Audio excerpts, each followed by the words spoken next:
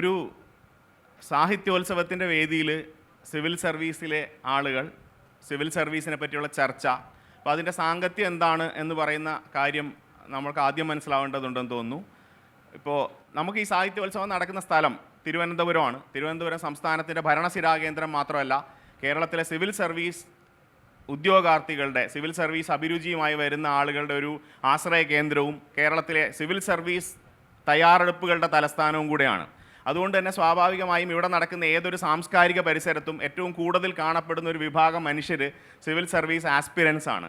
അതുകൊണ്ടാണ് Mathrubhumi international festival of ലെറ്റേഴ്സിൽ ഒരു സെഷനിൽ തീർച്ചയായിട്ടും സിവിൽ സർവീസ് ഉദ്യോഗാർത്ഥികളുടെ താല്പര്യവും അവരുടെ മുന്നോട്ടുള്ള തയ്യാറെടുപ്പിന് സഹായകരമാവുന്ന ഒരു സെഷൻ ഉണ്ടായിരിക്കണം എന്ന് മാതൃഭൂമി തീരുമാനിച്ചെന്ന് ഞാൻ വിശ്വസിക്കുന്നു. അപ്പോൾ അതിൽ തന്ന അവസരത്തിന് ആദ്യമായി നന്ദി പറഞ്ഞുകൊണ്ട്, ഇവിടെ സിവിൽ സർവീസിന് തയ്യാറെടുക്കുന്നവർക്ക് അല്ലെങ്കിൽ സിവിൽ സർവീസിനെ പറ്റി കൂടുതൽ മനസ്സിലാക്കാൻ ആഗ്രഹിക്കുന്ന ആളുകൾക്ക് അനുഭവങ്ങളുടെ വ്യത്യസ്തമായ 3 ലോകങ്ങളാണ് നമുക്ക് തുറന്നു കിട്ടാനുള്ളത്.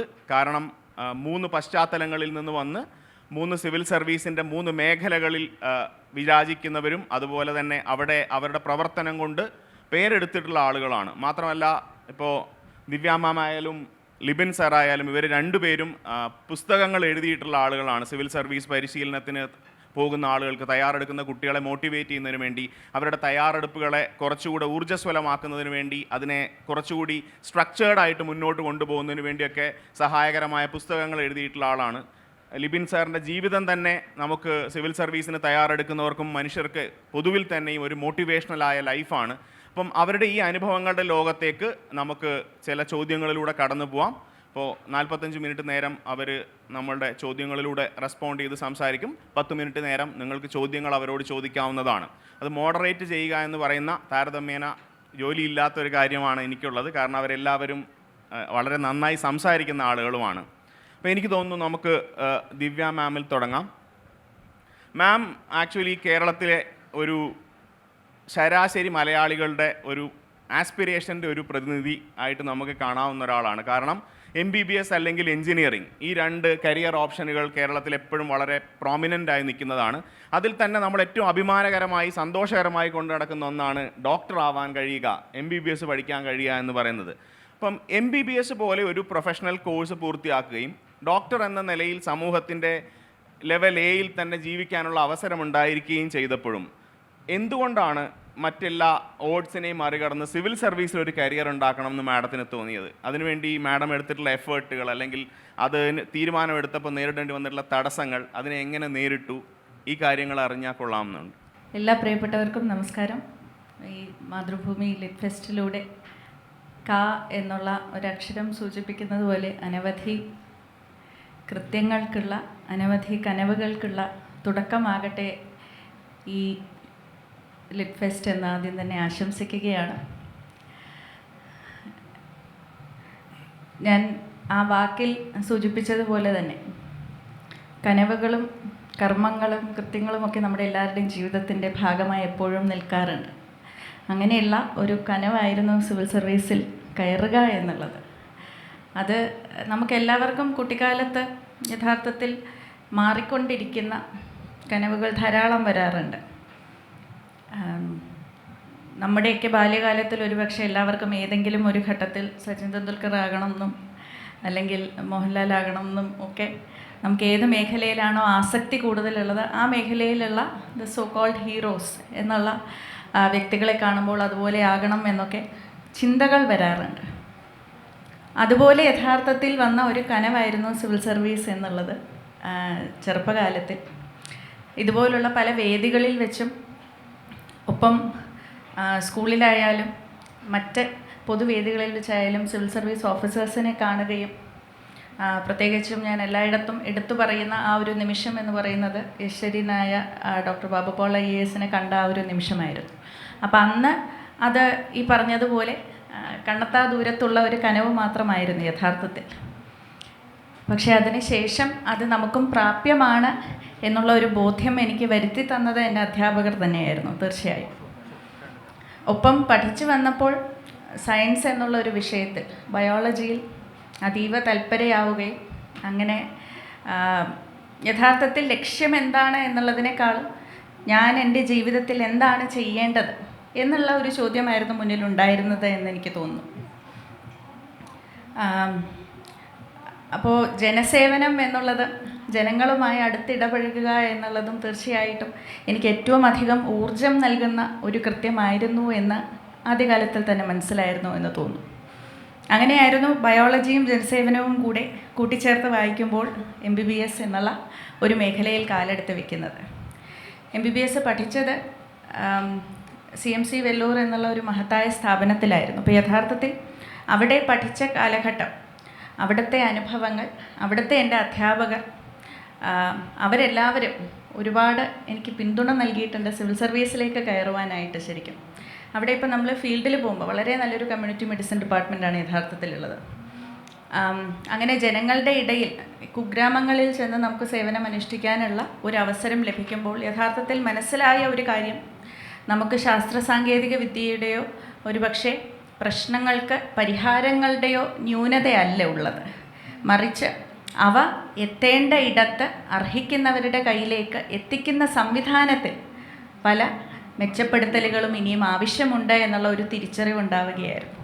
അപ്പോൾ അതിൽ കയറി പറ്റാൻ സാധിച്ചാൽ ഒരു പക്ഷേ കൂടുതൽ ജനങ്ങളിലേക്ക്, കൂടുതൽ വ്യാപ്തിയേറിയ മേഖലകളിലേക്ക്, ശാസ്ത്ര സാങ്കേതിക വിദ്യ എന്നുള്ള ഒരു മേഖലയിൽ, അല്ലെങ്കിൽ വൈദ്യശാസ്ത്രം എന്നുള്ള ഒരു മേഖലയിൽ ജനസേവനം ചുരുക്കാതെ മറ്റുള്ള മേഖലകളിൽ കൂടെ നമുക്ക് നമ്മുടെ സേവന മേഖലയെ കൂടുതൽ വിപുലീകരിക്കാനാകും എന്നുള്ള ഒരു ചിന്ത വെച്ചിട്ടാണ് ആ ഒരു അന്തിമ തീരുമാനം കൈക്കൊള്ളുന്നത് യഥാർത്ഥത്തിൽ. അങ്ങനെ വെല്ലൂരിൽ നിന്നും തിരിച്ചു വന്ന സിവിൽ സർവീസ് പരീക്ഷ എഴുതുകയായിരുന്നു. അതിലും ഈ പറഞ്ഞതുപോലെ വിജയപരാജയങ്ങൾ നേരിട്ട് ഇപ്പോൾ ഇവിടെ എത്തി നിൽക്കുന്നു. അടുത്തത് എനിക്ക് തോന്നുന്നു നമുക്ക് മെറിൻ മാമിലേക്ക് പോവാം. മാം ആക്ച്വലി വളരെ കൃത്യമായ ഒരു എഡ്യൂക്കേഷണൽ ആയിട്ടുള്ള മാമിൻ്റെ ലൈഫ്, അതായത് 22 വയസ്സിൽ കേരളത്തിൽ ഏറ്റവും പ്രായം കുറഞ്ഞ വനിതാ IPSകാരിൽ ഒരാളാണ്, ചരിത്രത്തിലെ തന്നെ. അപ്പോൾ മാഡം ഡൽഹിയിൽ പഠിച്ചു, ഡൽഹിയിലാണ് വളർന്നതും.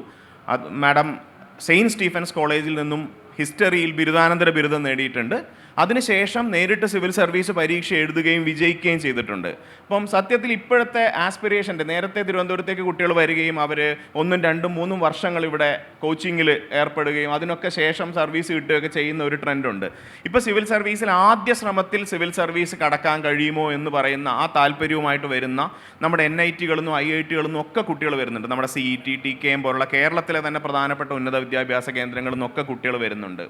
അപ്പം മാമിന് ഡൽഹി എന്ന് പറയുമ്പം ഇന്ത്യയുടെ തന്നെ സിവിൽ സർവീസ് പരിശീലനത്തിൻ്റെ തലസ്ഥാനം കൂടെയാണ്. ഇന്ത്യയിൽ ഏറ്റവും മെച്ചപ്പെട്ട റിസൾട്ടുകൾ പ്രൊഡ്യൂസ് ചെയ്യുന്ന ഏറ്റവും വലിയ സ്ഥാപനങ്ങളുള്ള സ്ഥലമാണ്. അപ്പോൾ ഡൽഹി എന്ന് പറയുന്ന ആ സിറ്റിയുടെ എക്സ്പോഷർ, ജീസസ് ആൻഡ് മേരി പോലെയുള്ള ഒരു കോൺവെൻറ്റ് സ്കൂളിൻ്റെ, കോളേജിൻ്റെ വിദ്യാഭ്യാസത്തിൻ്റെ പശ്ചാത്തലം, സെയിൻറ്റ് സ്റ്റീഫൻസിലെ ബിരുദാനന്തര ബിരുദത്തിൻ്റെ പശ്ചാത്തലം, ഈ കാര്യങ്ങളെല്ലാം ചേർന്നിട്ടാണോ അത്ര ചെറുപ്പത്തിൽ സിവിൽ സർവീസ് നേടാൻ മാമിന് പ്രാപ്തി ഉണ്ടായത്? അപ്പോൾ ആ നിലവാരമുള്ള ഉന്നത വിദ്യാഭ്യാസം എത്രമാത്രം അതിനെ പിന്തുണച്ചിട്ടുണ്ട്? നമ്മുടെ കുട്ടികൾക്ക് അവരുടെ വിദ്യാഭ്യാസത്തിൻ്റെ തെരഞ്ഞെടുപ്പിൽ മാമിന് ആ നിലയിൽ നൽകാനുള്ള അഡ്വൈസ് എന്താണ്? എല്ലാവർക്കും നമസ്കാരം. ഇപ്പം പറഞ്ഞ പോലെ ഡെഫിനറ്റ്ലി എൻ്റെ സിവിൽ സർവീസിൽ ചെറിയ പ്രായത്തിലുള്ള ഈ വിജയം എന്ന് പറയുന്നത് പല ഫാക്ടേഴ്സിൻ്റെ ഒരു കൾമിനേഷനായിരുന്നു. ഇപ്പം എൻ്റെ ലൈഫിൻ്റെ ഒരു ജേർണി ചിലപ്പം എനിക്ക് വേറെ ആരുടെയെങ്കിലും ലൈഫായിട്ട് കമ്പയർ ചെയ്യാൻ പറ്റത്തില്ല. അതുപോലെ നിങ്ങളുടെ ജേർണി വളരെ യുണീക്ക് ആയിരിക്കും. അപ്പം എൻ്റെ അപ്ബ്രിങ്ങിങ് ഇപ്പം ഡൽഹിയിലാണെന്ന് പറഞ്ഞുകൊണ്ട് അതുകൊണ്ട് തീർച്ചയായിട്ടും എനിക്ക് ചില ബെനിഫിറ്റ്സും അഡ്വാൻറ്റേജസും കിട്ടിയിട്ടുണ്ട്. പക്ഷേ അത് കിട്ടാത്തൊരു ആസ്പിരൻറ്റിന് ഫസ്റ്റ് അറ്റംപ്റ്റിൽ സിവിൽ സർവീസ് ക്രാക്ക് ചെയ്യാൻ പറ്റത്തില്ലെന്നല്ല എൻ്റെ അർത്ഥം. ഇപ്പം ഡൽഹിയിൽ എനിക്ക് ഡെഫിനറ്റ്ലി നല്ലൊരു കോൺവെൻറ്റ് സ്കൂളിൽ എനിക്ക് എഡ്യൂക്കേഷൻ കിട്ടി. ഞാൻ സെയിൻറ്റ് സ്റ്റീഫൻസ് കോളേജിലാണ് BA and MA ഹിസ്റ്ററി പഠിച്ചത്. അതിനുശേഷം മാസ്റ്റേഴ്സിൻ്റെ ഫൈനൽ ഇയറിൽ പഠിച്ചപ്പോഴായിരുന്നു ഞാൻ സിവിൽ സർവീസിൻ്റെ ആദ്യത്തെ അറ്റംപ്റ്റിൽ അപ്പിയർ ചെയ്യുന്നത്. സോ അപ്പാർട്ട് ഫ്രം ലക്ക്, കുറേ വർഷത്തെ പ്രിപ്പറേഷൻ ഈ ഒരു അറ്റംപ്റ്റിൻ്റെ മുമ്പ് ഞാൻ ഇട്ടിട്ടുണ്ട്. അപ്പം ഫസ്റ്റ് അറ്റംപ്റ്റിൽ സിവിൽ സർവീസ് ക്ലിയർ ചെയ്തെന്ന് പറഞ്ഞാൽ അതൊരു ഓവർനൈറ്റ് വണ്ടർ അല്ലായിരുന്നു. ഞാൻ സ്കൂളിൽ പഠിക്കുമ്പം ഒരു 7ാം ക്ലാസ് മുതലാണ് ഈ ഒരു ഡ്രീം ഞാൻ കണ്ടു തുടങ്ങിയത്. ആൻഡ് എൻ്റെ മെൻ്റൽ പ്രിപ്പറേഷനും ഈ പരീക്ഷയ്ക്ക് വേണ്ടി അപ്പിയർ ചെയ്യാനുള്ള സ്കിൽസ് എക്വയർ ചെയ്യാനുള്ള ആ ഒരു എഫേർട്ട് സ്കൂളിൽ പഠിക്കുമ്പോഴേ ഞാൻ തുടങ്ങിയിട്ടുണ്ടായിരുന്നു. അപ്പം ഓൾമോസ്റ്റ് ഒരു 7 to 8 ഇയേഴ്സിൻ്റെ ഒരു എഫേർട്ട് ഉണ്ടെന്ന് തന്നെ പറയാം. അപ്പോൾ ഈ ഫസ്റ്റ് അറ്റംപ്റ്റ് എന്ന് പറയുമ്പം നമ്മൾ വളരെയധികം ഗ്ലാമറൈസ് ചെയ്യുമ്പം ഒത്തിരി വർഷത്തെ പരിശ്രമമാണ് അതിൻ്റെ പുറകിലുള്ളത്. സോ ഫസ്റ്റ് അറ്റംപ്റ്റ് എന്ന് പറയുന്നത് is not something which happened in one stroke of luck. Definitely I was very lucky ഇല്ലെന്നല്ല ഞാൻ പറയുന്നത്. പക്ഷേ ഒത്തിരി എഫേർട്ടും ഒത്തിരി long hours of preparation and struggle ഞാനും ഇട്ടിട്ടുണ്ട്. അപ്പം ഒരു രീതിയിലും ആ ഒരു ജേർണി എളുപ്പമാണെന്ന് ഞാൻ പറയത്തില്ല. Lot of effort and lot of hard work went in. ഡൽഹിയുടെ ഒരു ഗുണമെന്ന് പറയുന്നത് അവിടെ ഒരു ഓൾറെഡി ഒരു well set culture of preparation ഉണ്ട്. അപ്പം ഡൽഹി യൂണിവേഴ്സിറ്റി ക്യാമ്പസിലാണെങ്കിലും ഈ പരീക്ഷയ്ക്ക് വേണ്ടി പ്രിപ്പയർ ചെയ്യുന്ന പല ആസ്പിറൻസ് ഉണ്ട്. അപ്പം നമുക്ക് അവരുമായിട്ട് ഇൻട്രാക്ട് ചെയ്യാനുള്ള അവസരം കിട്ടും. പല കോച്ചിങ് സെൻറ്റേഴ്സും ഉണ്ട്. പക്ഷേ പേഴ്സണലി ഞാൻ അങ്ങനെ കാര്യമായിട്ടുള്ളൊരു കോച്ചിങ്ങിനൊന്നും പോയിട്ടില്ല.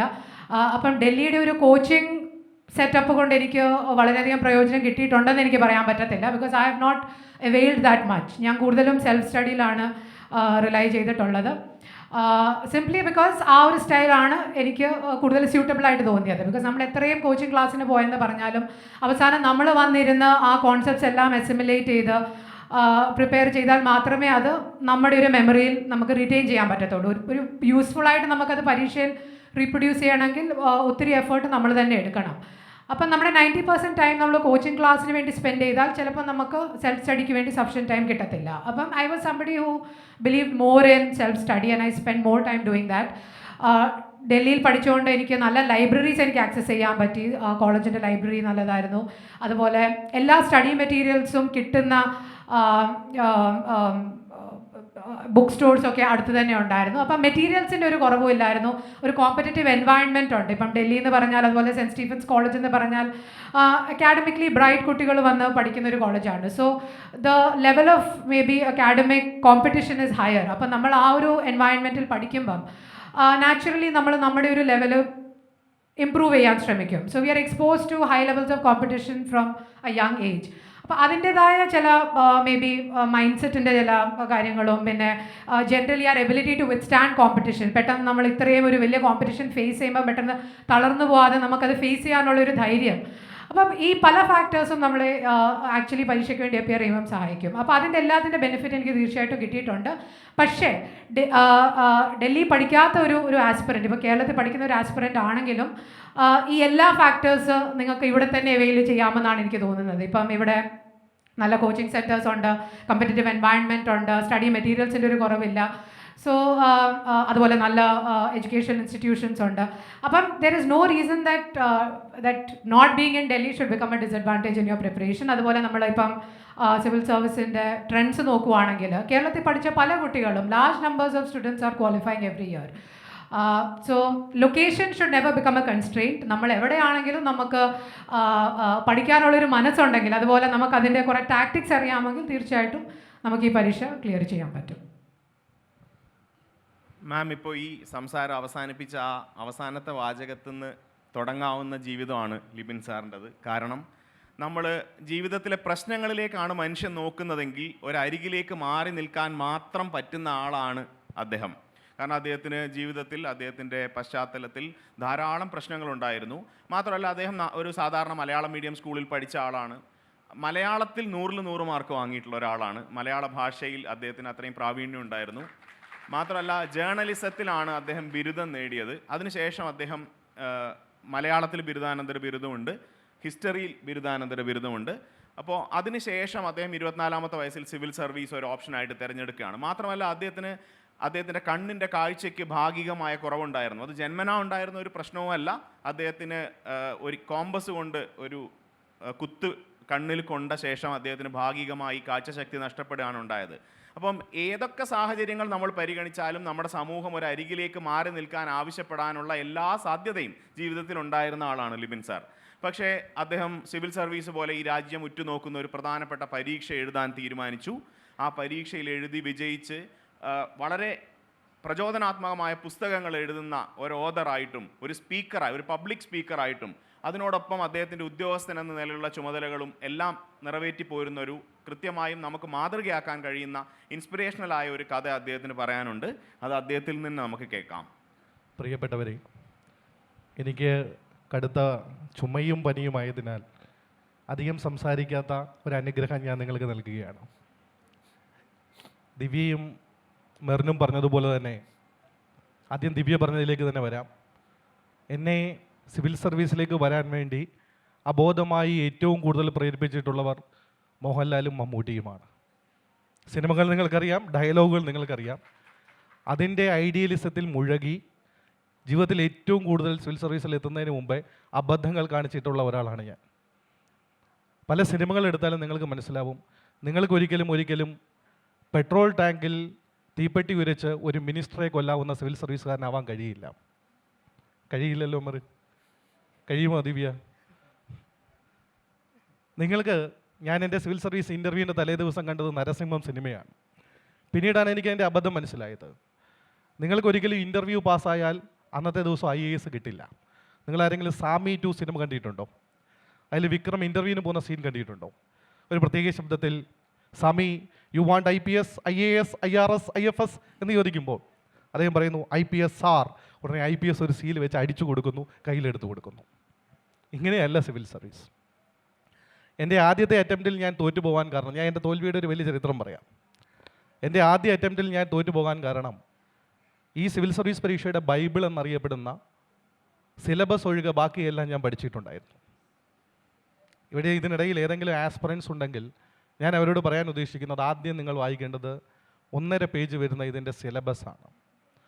ഈ സിവിൽ സർവീസ് എന്നത് എനിക്ക് പിന്നീട് മനസ്സിലായി. ഞാനൊരു താഴേത്തട്ടിൽ നിന്ന് ഒരു ഗവൺമെൻറ് സ്കൂളിൽ, അദ്ദേഹം പറഞ്ഞതുപോലെ ഒരു മലയാളം മീഡിയത്തിൽ, ഒരു സാധാരണ കുടുംബത്തിൽ ജനിച്ച് സിവിൽ സർവീസ് എന്ന് പറയുന്നത് പല ജോലികൾ കടന്നു. ആദ്യം ഒരു ക്ലറിക്കൽ ജോലി, അത് കഴിഞ്ഞൊരു ഓഫീസർ ജോലി, അത് കഴിഞ്ഞൊരു അസിസ്റ്റൻറ്റ് പ്രൊഫസർ ജോലി. ഇതെല്ലാം കഴിഞ്ഞിട്ടാണ് ഏകദേശം 80ഓളം പരീക്ഷകളിൽ ജയിച്ചതിന് ശേഷം അവസാനം നോക്കാവുന്ന ഒരു ഓപ്ഷൻ എന്നുള്ള രീതിയിലാണ് സിവിൽ സർവീസിലേക്ക് വന്നത്. അപ്പോൾ അത്രത്തോളം ഉണ്ട് എൻ്റെ കോൺഫിഡൻസ് എന്ന് നിങ്ങൾ മനസ്സിലാക്കണം. 80 പരീക്ഷ കഴിഞ്ഞതിന് ശേഷം ഒരു പരീക്ഷ എഴുതുക എന്ന് പറയുമ്പോൾ നമ്മുടെ കോൺഫിഡൻസ് എത്രത്തോളം ഉണ്ടെന്ന് നിങ്ങൾ മനസ്സിലാക്കണം. അപ്പോൾ അത്രയും വലിയ കോൺഫിഡൻസുമായിട്ടാണ് ഞാൻ ഈ പരീക്ഷ എഴുതാൻ വരുന്നത്. പക്ഷേ എനിക്കിപ്പോഴും ഓർമ്മയുണ്ട്, ഞാൻ എൻ്റെ ഓപ്ഷണൽ പൊളിറ്റിക്കൽ സയൻസ് ആയിരുന്നു കൊടുക്കേണ്ടിയിരുന്നത്. നാട്ടിൻപുറത്തെ ഒരു സാധാരണ കമ്പ്യൂട്ടർ സെൻറ്ററിൽ ചെന്ന് ഓപ്ഷൻ സെലക്ട് ചെയ്തപ്പം ഇൻ്റർനെറ്റ് കട്ടായിപ്പോയി. തിരിച്ചു വന്ന ഇൻ്റർനെറ്റ് എങ്ങനെയെങ്കിലും അറ്റംപ്റ്റ് ചെയ്തേ പറ്റുമെന്ന് കരുതി ഓപ്ഷൻ കൊടുക്കുന്നു. അത് പൊളിറ്റിക്കൽ സയൻസാണ് ഞാൻ മനസ്സിൽ കരുതിയത്. പ്രിൻ്റ് എടുത്ത് വന്നപ്പോൾ അത് പബ്ലിക് അഡ്മിനിസ്ട്രേഷനായി. ആലോചിച്ച് നോക്കണം. മലയാളം, എനിക്ക് തോന്നുന്നു ഏറ്റവും കൂടുതൽ ആളുകൾ മലയാളം ഒരു ഓപ്ഷണലായിട്ട്, ഞങ്ങളുടെ കാലത്ത് 2 ഓപ്ഷണലായിരുന്നു ഉണ്ടായിരുന്നത്. ഒരുപക്ഷെ എനിക്ക് തോന്നുന്നു അന്ന് പേപ്പറുകൾ നോക്കിയിരുന്നത് മലയാളത്തിലെ മഹാരഥന്മാരായ ആളുകളായിരുന്നു.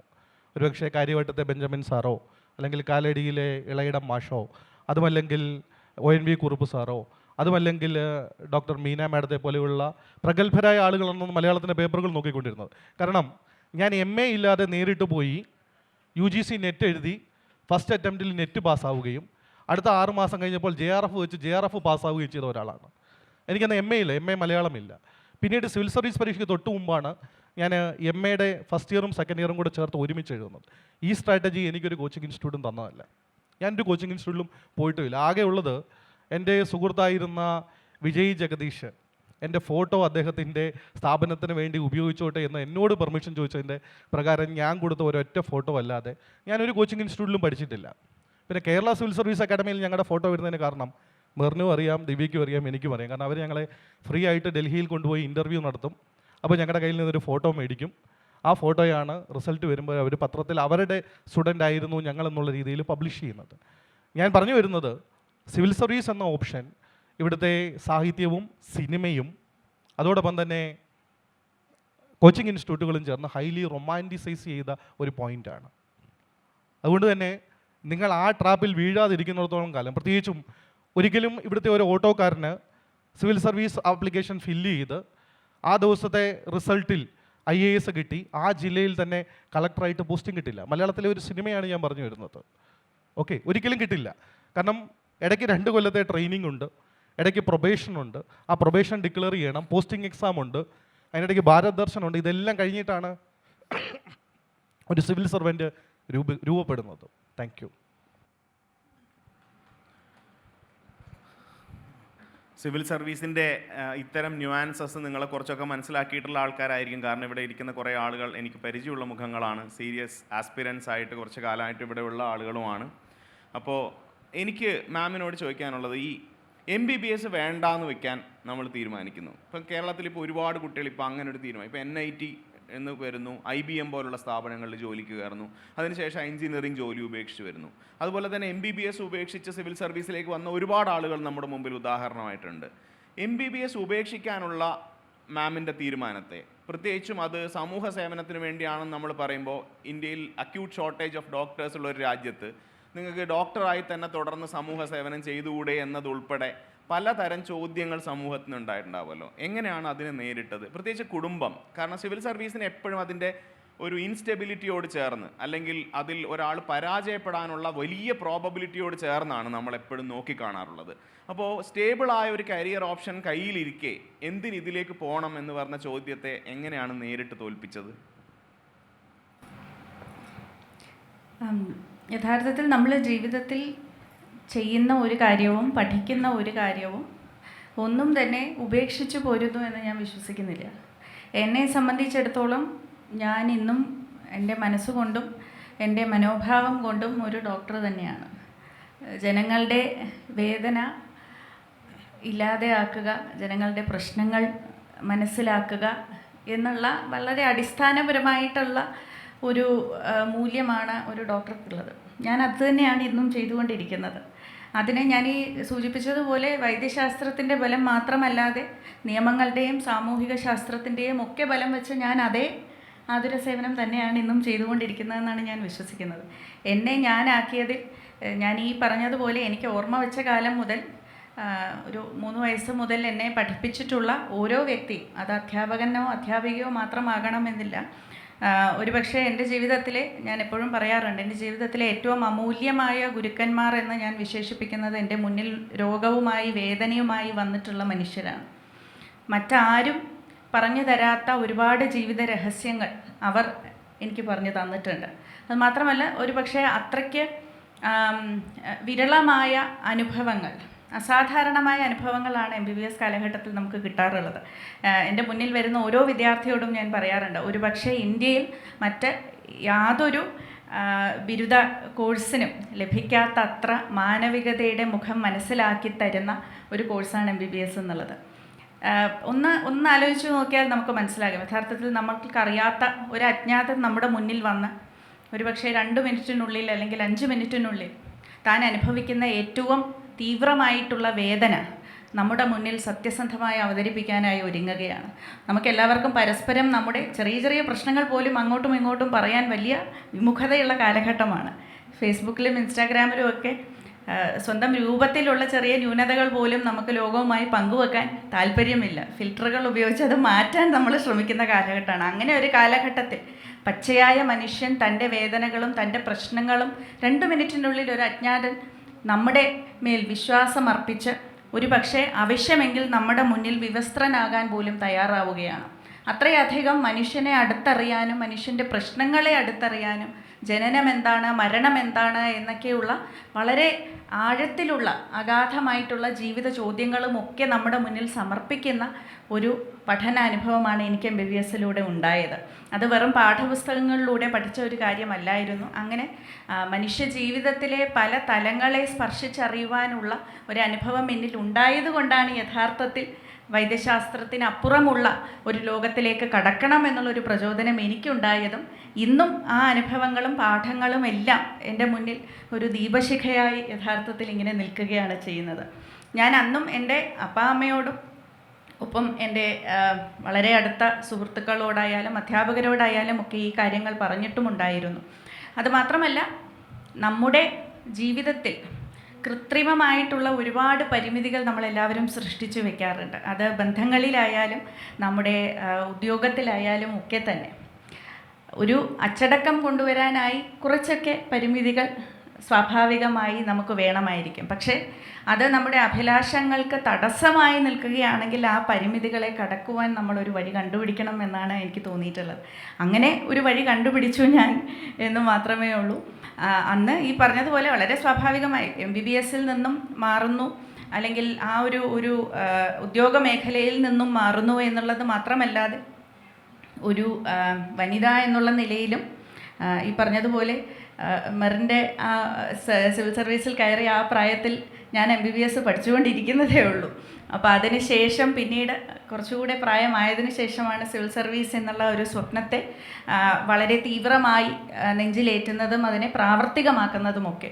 അപ്പോൾ ആ ഒരു കാലഘട്ടത്തിൽ സമൂഹത്തിൽ നിന്നുള്ള മറ്റ് സമ്മർദ്ദങ്ങൾ നമുക്കുണ്ടാകും. എന്തുകൊണ്ടാണ് ആദ്യം പഠിക്കട്ടെ എന്ന് പറയും, പഠിച്ചു കഴിഞ്ഞ് നല്ലൊരു ജോലി ആകട്ടെ എന്ന് പറയും, ഇനി പഠിച്ചും കഴിഞ്ഞു ജോലിയുമായി ഡോക്ടറുമായി, ഇപ്പോൾ ജോലിയും വേണ്ടാന്ന് പറയുന്നു, കല്യാണവും വേണ്ടാന്ന് പറയുന്നു.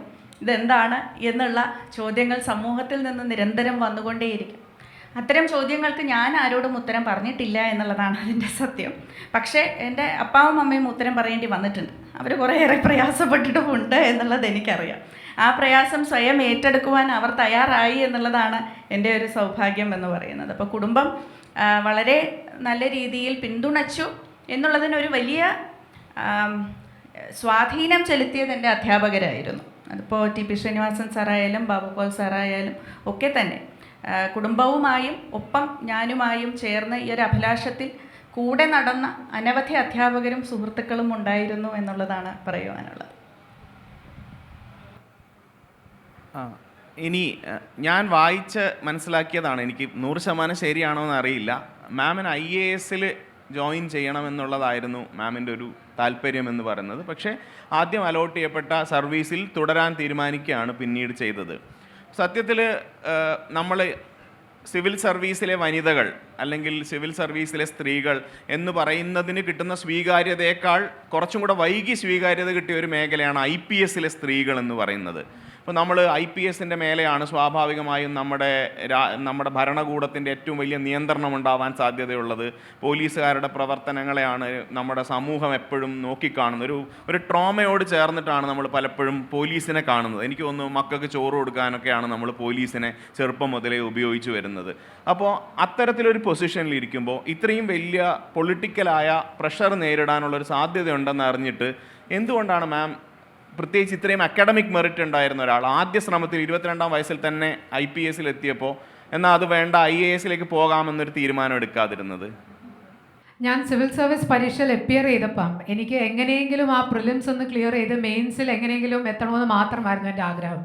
എനിക്ക് IAS മതി അല്ലെങ്കിൽ IPS വേണ്ടെന്നുള്ളൊരു ചിന്ത എൻ്റെ മനസ്സിൽ ഒരിക്കലും ഇല്ലായിരുന്നു. ഏത് സർവീസ് വേണമെന്ന് പോലും ഞാൻ ആ ഒരു സ്റ്റേജിൽ ചിന്തിച്ചിട്ടില്ല. ഇതിന് വേറൊരു കാരണവുമില്ല, ഈ പരീക്ഷ എങ്ങനെയെങ്കിലും ഒന്ന് ക്ലിയർ ചെയ്യുന്നത് മാത്രമാണ് നമ്മുടെ മനസ്സിലുള്ള ആകെ ഒരു ചിന്ത. നമ്മൾ ഇതിനു വേണ്ടി പ്രിപ്പയർ ചെയ്യുമ്പം ആ പ്രിപ്പറേഷൻ്റെ ആ ഒരു സ്ട്രഗിളും ആ ഒരു ഇൻറ്റൻസിറ്റിയും അത്രയുമാണ്. അപ്പോൾ ആ ടൈമിൽ നമുക്ക് ഏത് സ്റ്റേജ് വരെ എത്തുമെന്ന് പോലും നമുക്ക് ഒരു ഉറപ്പില്ലാത്ത ഒരു സ്റ്റേജിലാണ് നമ്മൾ നിൽക്കുന്നത്. അപ്പോൾ മനസ്സിൽ നമ്മൾ എത്രയും ആഗ്രഹിച്ചാലും നമുക്ക് അവസാനം എന്തായിരിക്കും കിട്ടുമെന്ന് നമുക്ക് പറയാൻ പറ്റത്തില്ല. അപ്പം എൻ്റെ മനസ്സിൽ എങ്ങനെയെങ്കിലും ഈ പരീക്ഷ ക്ലിയർ ചെയ്ത് ആ റാങ്ക് ലിസ്റ്റിൽ എവിടെയെങ്കിലും ഒന്ന് വരണമെന്നായിരുന്നു എൻ്റെ ആഗ്രഹം. ഏത് സർവീസ് കിട്ടിയാലും I would have been happy. അപ്പം എനിക്ക് ഫസ്റ്റ് അറ്റംപ്റ്റിൽ IPS ആണ് കിട്ടിയത്. അപ്പോൾ കിട്ടിയപ്പം പലരും എന്നോട് പറഞ്ഞു, ആദ്യത്തെ അറ്റംപ്റ്റിൽ ആണല്ലോ ഇത് കിട്ടിയത്, ഒന്നുകൂടെ ശ്രമിച്ചാൽ റാങ്ക് ഇമ്പ്രൂവ് ചെയ്യാൻ പറ്റും, IAS പ്രവേശിക്കാൻ പറ്റും, അപ്പോൾ അതിന് വേണ്ടി ട്രൈ ചെയ്യണമെന്ന് പലരും എന്നോട് പറഞ്ഞിട്ടുണ്ട്. അപ്പോൾ അന്ന് ഞാൻ കുറേ അത് ആലോചിച്ചതാണ്. അപ്പോൾ ഞാൻ 2 കാരണം കൊണ്ടാണ് വീണ്ടും പരീക്ഷയ്ക്ക് വേണ്ടി അപ്പിയർ ചെയ്യാതിരുന്നത്. First reason was I was happy with IPS. പല വനിതാ IPS ഓഫീസേഴ്സ് നല്ല പേരെടുത്തിട്ടുള്ള എക്സാമ്പിൾസ് എൻ്റെ ചുറ്റും ഉണ്ടായിരുന്നു. ഇപ്പം ഡോക്ടർ കിരൺ ബേദി തന്നെ വലിയൊരു ഇൻസ്പിറേഷണൽ ഫിഗർ ആയിരുന്നു. അപ്പം അത്രയും പയനിയറായിട്ട് ഇത്രയും നല്ല വർക്ക് ചെയ്ത് ഇത്രയും നല്ലൊരു റെപ്യൂട്ടേഷൻ ഉണ്ടാക്കിയൊരു ഓഫീസർ നമ്മുടെ മുന്നിൽ എക്സാമ്പിളായിട്ട് നിൽക്കുമ്പം we don't really require anything else. അപ്പോൾ അതെനിക്ക് വലിയൊരു ഇൻസ്പിറേഷൻ തന്നെയായിരുന്നു. അതുപോലെ നമ്മുടെ കേരള കേഡറിൽ തന്നെ സീനിയർ ലേഡി IPS ഓഫീസേഴ്സ് ഉണ്ടായിരുന്നു. അപ്പോൾ അവരും ഒരു ഇൻസ്പിറേഷണൽ ഫിഗേഴ്സ് തന്നെയായിരുന്നു. അപ്പോൾ ഇതെല്ലാം വെച്ച് നോക്കുമ്പം എനിക്ക് ആ ഒരു മൊമെൻറ്റിൽ അങ്ങനെ IAS വേണ്ടി തന്നെ ട്രൈ ചെയ്യാനുള്ളൊരു പുഷൊന്നും ഇല്ലായിരുന്നു. പിന്നെ one honest reason was I was tired, I was exhausted. ഈ പരീക്ഷ എന്ന് പറയുന്നത് വളരെ ഇൻറ്റൻസീവായിട്ടുള്ളൊരു പ്രോസസ്സാണ്. എനിക്ക് ഫസ്റ്റ് അറ്റംപ്റ്റിൽ സക്സസ് കിട്ടിയെങ്കിലും ഞാൻ പറഞ്ഞ പോലെ ഒത്തിരി വർഷത്തെ ഒരു സ്ട്രഗിൾ ആൻഡ് എഫേർട്ട് അതിൻ്റെ പുറകിലുണ്ടായിരുന്നു. അപ്പോൾ ഒന്നുകൂടെ ഈ ഒരു വർഷത്തെ ഒരു പ്രോസസ്സ് റിപ്പീറ്റ് ചെയ്യണമെന്ന് പറഞ്ഞാൽ എനിക്ക് ആ ഒരു സ്റ്റേജിൽ ചിന്തിക്കാൻ പോലും പറ്റാത്ത ഒരു കാര്യമായിരുന്നു. അപ്പോൾ I was not in a mental state to again appear for the exam. So I was actually saturated with my first attempt. അപ്പോൾ അത്രയും എഫേർട്ട് ഞാൻ എൻ്റെ ഫസ്റ്റ് അറ്റംപ്റ്റിൽ ഇട്ടിട്ടുണ്ടായിരുന്നു. May be the kind of effort which people put in there fourth attempt I had put in my first attempt. So mentally I was done and over with it. അപ്പോൾ അതുകൊണ്ട് ഈ 2 reasons കൊണ്ടാണ് ഞാൻ വീണ്ടും എക്സാമിന് വേണ്ടി appear ചെയ്യാതിരുന്നത്. And I was 100% happy with the service I got. ഇപ്പോഴും എനിക്ക് സന്തോഷം മാത്രമാണുള്ളത്. വേറെ ഒരു സർവീസിലും വേറെ ഏതെങ്കിലും സർവീസ് കിട്ടിയായിരുന്നെങ്കിൽ എനിക്ക് ഇച്ചിരി നല്ല രീതിയിൽ പെർഫോം ചെയ്യാൻ പറ്റുമായിരുന്നെന്ന് എനിക്കൊരിക്കലും തോന്നിയിട്ടില്ല. നമ്മുടെ ഇപ്പം എനിക്ക് തോന്നുന്നു ഞാൻ ആത്മഹത്യാപരമായ 1-2 ചോദ്യങ്ങൾ ചോദിച്ചില്ലെങ്കിൽ മാതൃഭൂമിക്ക് എൻ്റെ കച്ചവടത്തിൽ എന്തെങ്കിലും പങ്കുണ്ടോ എന്ന് ആളുകൾ തെറ്റിദ്ധരിക്കാൻ സാധ്യതയുണ്ട്. കാരണം ഞാൻ സിവിൽ സർവീസ് കോച്ചിങ് ഇൻഡസ്ട്രിയെ പ്രതിനിധീകരിക്കുന്ന ഒരാളാണ്. ഞാൻ സിവിൽ സർവീസ് പഠിക്കാൻ വന്നു, അതിനുള്ള ക്ഷമയും അതിനുള്ള കാലവും സമയമൊന്നും എടുക്കാതെ സംരംഭകനായി മാറിയ ഒരാളാണ് ഞാൻ. അപ്പോൾ സിവിൽ സർവീസിൻ്റെ കോച്ചിങ് ഇന്ത്യയിൽ ഏതാണ്ട് 4000 കോടി രൂപ വില മതിക്കുന്ന ഒരു ഇൻഡസ്ട്രിയാണ്. കേരളം പോലത്തെ ഒരു ചെറിയ സംസ്ഥാനത്ത് പോലും ഏതാണ്ട് 200 കോടി 300 കോടി വെർത്തുള്ള ഒരു ബിസിനസ്സാണത്. അപ്പം സിവിൽ സർവീസ് അക്കാഡമികൾ കൊണ്ടുവന്നിട്ടുള്ള ഒരുപാട് പ്രവണതകളുണ്ട്. ഒരു ഉദാഹരണം പറയുകയാണെങ്കിൽ ചെറിയ ക്ലാസ്സിലെ സിവിൽ സർവീസിന് ഓറിയൻറ്റേഷൻ കൊടുക്കുക. അതായത് ചെറുപ്പത്തിലെ 8ാം ക്ലാസ്സിലെ 7ാം ക്ലാസ്സിലെ കുട്ടികൾക്ക് സിവിൽ സർവീസ് പരിശീലനം, അല്ലെങ്കിൽ കോളേജ് വിദ്യാർത്ഥികൾക്ക് സിവിൽ സർവീസ് പരിശീലനം, അതല്ലെങ്കിൽ സിവിൽ സർവീസ് പരിശീലനത്തോടൊപ്പം ബിരുദം. ഇപ്പോൾ പുതിയതായിട്ട് വന്നിട്ടുള്ള ഒരു ട്രെൻഡിങ് ആയ ഒരു പ്രൊഡക്റ്റാണത്.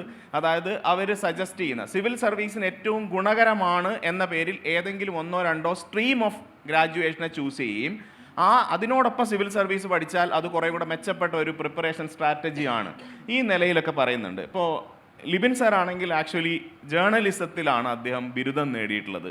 മലയാളത്തിൽ പോസ്റ്റ് ഗ്രാജുവേറ്റ് ആയിട്ടുള്ള ഒരാളാണ്. അപ്പോൾ ഈ പറയുന്ന ആളുകൾ ഏറ്റവും ആദ്യം റൂൾ ഔട്ട് ചെയ്യുന്ന 2 ബിരുദത്തിൻ്റെ ഓപ്ഷനുകളാണ് ജേർണലിസവും മലയാളവും ഒക്കെ. അപ്പം ആ പശ്ചാത്തലത്തിൽ നിന്ന് വന്നതുകൊണ്ട് സിവിൽ സർവീസിൻ്റെ തയ്യാറെടുപ്പിൽ എന്തെങ്കിലും പർട്ടിക്കുലർ വൾണറബിലിറ്റി നേരിട്ടിട്ടുണ്ടോ? അല്ലെങ്കിൽ സിവിൽ സർവീസിന് തയ്യാറെടുക്കുന്നവർക്ക് എന്ന് പറഞ്ഞിട്ട് ഏതെങ്കിലും ഒരു ബിരുദം നമുക്ക് സജസ്റ്റ് ചെയ്യാനുണ്ടോ? LKG മുതൽ സിവിൽ സർവീസ് പഠിപ്പിച്ചാൽ എന്താ പ്രശ്നം? LKG തൊട്ടായിക്കോട്ടെ, കിൻഡർ ഗാർട്ടൻ തൊട്ടായിക്കോട്ടെ. ഞാൻ നിങ്ങളെ കയ്യടി കിട്ടാൻ വേണ്ടി പറഞ്ഞതല്ല. ഞാനായിരുന്നു എങ്കിൽ ഞാൻ ആഗ്രഹിച്ചേനെ എനിക്ക് LKG തൊട്ട് സിവിൽ സർവീസ് കോച്ചിങ് വേണമെന്ന്. കാരണം എൻ്റെ ബാക്ക്ഗ്രൗണ്ട് അങ്ങനെയായിരുന്നു. ഇപ്പോൾ ഉദാഹരണത്തിന് വയനാട്ടിലെ ഏറ്റവും പിന്നോക്കം നിൽക്കുന്ന ഒരു ആദിവാസി ഊരിൽ നിന്നുള്ള ഒരു പെൺകുട്ടിയെ സംബന്ധിച്ചിടത്തോളം, അല്ലെങ്കിൽ ഇവിടെ ഞാനിപ്പോൾ തിരുവനന്തപുരത്ത് വന്ന് കഴിഞ്ഞ 1 വർഷമായിട്ട് വർക്ക് ചെയ്യുന്നതുകൊണ്ട് ഇവിടെ ഏതെങ്കിലും ഒരു റെസിഡൻഷ്യൽ സ്കൂളിൽ പഠിച്ചു വരുന്ന ഒരു കുട്ടിയെ സംബന്ധിച്ച് അവർക്ക് LKG തൊട്ട് സിവിൽ സർവീസ് കോച്ചിങ്ങിൻ്റെ ആവശ്യമില്ല. അതേസമയം വയനാട്ടിലെ ഊരിൽ ജനിച്ച് ജീവിക്കുന്ന ഒരു കുട്ടിക്ക്, ഒരു +2 വരെ ജീവിക്കുന്ന ഒരു കുട്ടിക്ക്, അല്ലെങ്കിൽ ഇത്തരത്തിലുള്ള ഓപ്ഷണലിനെ കുറിച്ചോ ഇത്തരത്തിലുള്ള സ്കീമിനെ കുറിച്ചോ ഇതിനെക്കുറിച്ചൊന്നും ഒരു ഐഡിയ ഇല്ലാത്ത ഒരു കുട്ടിക്ക് തീർച്ചയായിട്ടും LKG തൊട്ട് തന്നെ കൊടുക്കണം. കാരണം ആ പാരിറ്റി കൊണ്ടുവരണമെങ്കിൽ നിങ്ങൾക്ക് വളരെ നേരത്തെ തന്നെ കോച്ചിങ് കൊടുക്കണം എന്നുള്ളൊരു പോയിന്റിലാണ് ഞാനത് പറഞ്ഞത്. പക്ഷേ എന്നെ സംബന്ധിച്ച് ഞാൻ സിവിൽ സർവീസിൽ വരുന്ന കാലത്ത് എനിക്ക് ഒരൊറ്റ സിവിൽ സർവീസുകാരെ അറിയില്ല. എൻ്റെ ഒരു 5 തലമുറ പുറകിലോട്ട് എടുത്താൽ ഒരു സിവിൽ സർവീസുകാർ പോയിട്ട് ഒരു RDO പോലും ഇല്ല തലമുറയിൽ.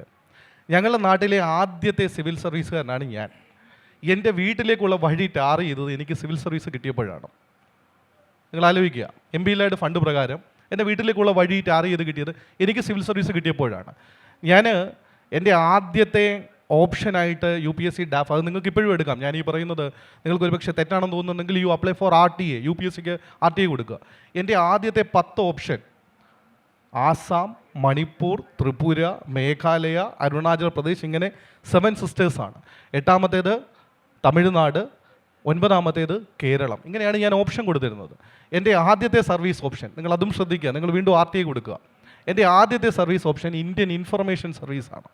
IAS അല്ല, IPS അല്ല, IFS അല്ല, IRS അല്ല, Indian audit and account service അല്ല, ഇതൊന്നുമല്ല. എനിക്ക് ഭയങ്കര കോൺഫിഡൻസ് ആയിരുന്നു എനിക്ക് സിവിൽ സർവീസ് കിട്ടുമെന്ന്. പക്ഷേ എനിക്ക് ഒരിക്കലും കോൺഫിഡൻസ് ഇല്ലായിരുന്നു എനിക്ക് ആദ്യത്തെ ടോപ്പ് 200 വരുമെന്ന്. ആ ഒരു കോൺഫിഡൻസ് എനിക്കില്ലായിരുന്നു. പക്ഷേ ഞാൻ ആഗ്രഹിച്ചിരുന്നത്, ഞാൻ പഠിച്ചത് ജേർണലിസമാണ്, മലയാളത്തിൽ എനിക്ക് പ്രത്യേക താല്പര്യമുണ്ടായിരുന്നു. അത് നിങ്ങൾക്കറിയുമോ എന്നറിയില്ല, മാതൃഭൂമിയിലെ PK രാജശേഖരൻ സാറ് അത് എനിക്കൊരിക്കൽ ചെറുകഥയ്ക്ക് യൂണിവേഴ്സിറ്റിയിൽ 3 തവണ 1ാം സ്ഥാനം കിട്ടി. PK രാജശേഖരൻ സാറ് 2ാം സ്ഥാനമാണ്, 2 തവണയാണ് അദ്ദേഹത്തിന് ചെറുകഥയ്ക്ക് 1ാം സ്ഥാനം കിട്ടിയിട്ടുള്ളത് കേരള യൂണിവേഴ്സിറ്റി യൂണിയനിൽ. അപ്പോൾ അദ്ദേഹം എന്നെ ഒരിക്കൽ ആദരിക്കാൻ വേണ്ടി എൻ്റെ കോളേജിൽ വന്നു. കോളേജിൽ വന്നപ്പോൾ അദ്ദേഹം എന്നെ അനുമോദിച്ചിട്ട് പറഞ്ഞു, എൻ്റെ റെക്കോർഡ് തകർത്തവനാണ് നീ, ഈ മലയാളം വെച്ചിട്ട് നിനക്ക് സിവിൽ സർവീസിൽ എന്തെങ്കിലും ചെയ്യാൻ പറ്റുമോ എന്ന് നോക്കൂ. ആ രാജശേഖരൻ സാർ ഇന്നും എൻ്റെ സുഹൃത്താണ്, അന്നും എൻ്റെ സുഹൃത്താണ്. എനിക്ക് ഇന്നും സിവിൽ സർവീസുകാരെ അറിയില്ല. എനിക്ക് ദിവ്യയെ പേഴ്സണലി അറിയില്ല, മെറിനെ ഞാൻ ആദ്യമായിട്ട് കാണുന്നു. എനിക്ക് കേരളത്തിലെ ഒരു സിവിൽ സർവീസുകാരെ അറിയില്ല. കാരണം ഞാൻ നിങ്ങളോട് പറയുന്നത്, ഞാനിവിടെ ഇരിക്കുന്നത് സിവിൽ സർവീസ് കിട്ടാതെ പോയ, സിവിൽ സർവീസ് ഉപേക്ഷിച്ച സംഗീത അടക്കമുള്ള ലക്ഷക്കണക്കിന് ആളുകളുടെ കണ്ണീരിലും അവരുടെ വേദനയിലും ചവിട്ടിയാണ് ഞാൻ ഇവിടെ ഇരിക്കുന്നത്. എൻ്റെ കാലിൻ്റെ ചുവട്ടിൽ എനിക്ക് ആ ചൂടറിയാൻ പറ്റും. ഈ AC യുടെ തണുപ്പിൽ എനിക്ക് ആ ചൂടറിയാൻ പറ്റും. കിട്ടാതെ പോയ ലക്ഷക്കണക്കിന് ആളുകൾ അവരെങ്ങനെയാണ് ഇന്ന് ജീവിക്കുന്നത് എന്ന് ഞാൻ ഇപ്പോഴും ആലോചിക്കും. ഒരുപക്ഷെ ഞാനും ഇവിടെ മ്യൂസിയത്തിൽ വന്നിരുന്ന് ഇവിടുത്തെ വൈകുന്നേരത്തെ 7:30 റേഡിയോ വാർത്ത കേട്ട് ഞാനും എൻ്റെ ഒരു സുഹൃത്ത് വിഷ്ണുവും കൂടി ഇവിടെ വന്നിരുന്നിട്ടുണ്ട്. അന്ന് എൻ്റെ ഷെഡ്യൂൾ ഇങ്ങനെയായിരുന്നു: 5 മണി വരെ, 4 മണി തൊട്ട് 5 മണി വരെ കോളേജ് ലൈബ്രറി, മറി വിൻസൻ്റെ കോളേജ് ലൈബ്രറി. 5 മണിക്ക് വരുന്നു, 5:30 യൂണിവേഴ്സിറ്റി ലൈബ്രറി പോകുന്നു, റെഫറൻസ് സെക്ഷനിൽ ഇരിക്കുന്നു. 5:30 തൊട്ട് 6:30 വരെ യൂണിവേഴ്സിറ്റി ലൈബ്രറി. 7 മണിക്ക് യൂണിവേഴ്സിറ്റി ലൈബ്രറി അടയ്ക്കും, നേരെ പബ്ലിക് ലൈബ്രറി വരും. 8 മണിക്ക് പബ്ലിക് ലൈബ്രറി അടയ്ക്കും. 8 മണി കഴിഞ്ഞാൽ പിന്നെ പോകാൻ ഇടമില്ല. അപ്പോൾ പിന്നെ വേറെ വഴിയെന്ന് പറയുന്നത് നേരെ ഇവിടെ വരിക, ഇവിടെ വന്നിരിക്കുക, PSCക്ക് വേണ്ടി പഠിക്കുക. അന്ന് വിഷ്ണു PSCക്ക് വേണ്ടി പഠിക്കുകയാണ്, ഞാനന്ന് സിവിൽ സർവീസിന് വേണ്ടി പഠിക്കുകയാണ്. അപ്പോൾ എന്നോടന്ന് ഇഷ്ടം പോലെ ആളുകൾ ചോദിച്ചിട്ടുണ്ട്, എന്തിനാണ് വീണ്ടും വീണ്ടും തയ്യാറെടുക്കുന്നത്, എന്തിനാണ്, അതിൻ്റെ ആവശ്യം എന്താണ്? പക്ഷേ വീണ്ടും എൻ്റെ ഉള്ളിൽ നിന്ന് തന്നെ പറയുകയാണ്, എന്നെ പോലെ ലക്ഷക്കണക്കിന് ആളുകൾ ഇവിടെ നാട്ടിൻപുറത്ത് കിടപ്പുണ്ട്. മലയാളം മീഡിയത്തിൽ പഠിച്ചവരുണ്ട്, മലയാളം മീഡിയത്തിൽ പഠിക്കുക മാത്രമല്ല ഗവൺമെൻറ് സ്കൂളിൽ പഠിച്ചവരുണ്ട്. ഞാൻ ആദ്യമായിട്ട് ഇവിടെ ഒരു സിവിൽ സർവീസുകാരനെ കണ്ടപ്പോൾ അദ്ദേഹം 5 തവണ സിവിൽ സർവീസിന് പരാജയപ്പെട്ടിട്ട് 6ാമത്തെ തവണ എഴുതുകയാണ്. നിങ്ങളൊന്ന് ആലോചിച്ച് നോക്കൂ, 5 തവണ തോറ്റതിൻ്റെ പാപഭാരമോ ചിന്താഭാരമോ അല്ലെങ്കിൽ നിങ്ങളുടെ യൗവനത്തിൻ്റെ ഒരു മേജർ പോർഷനാണ് കളഞ്ഞു കുളിക്കുന്നത്.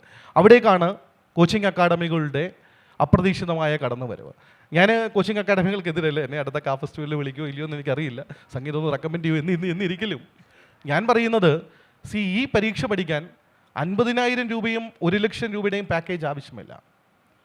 നിങ്ങൾക്ക് MA മലയാളത്തിൻ്റെ നോട്ട്സ് മാത്രം മതി.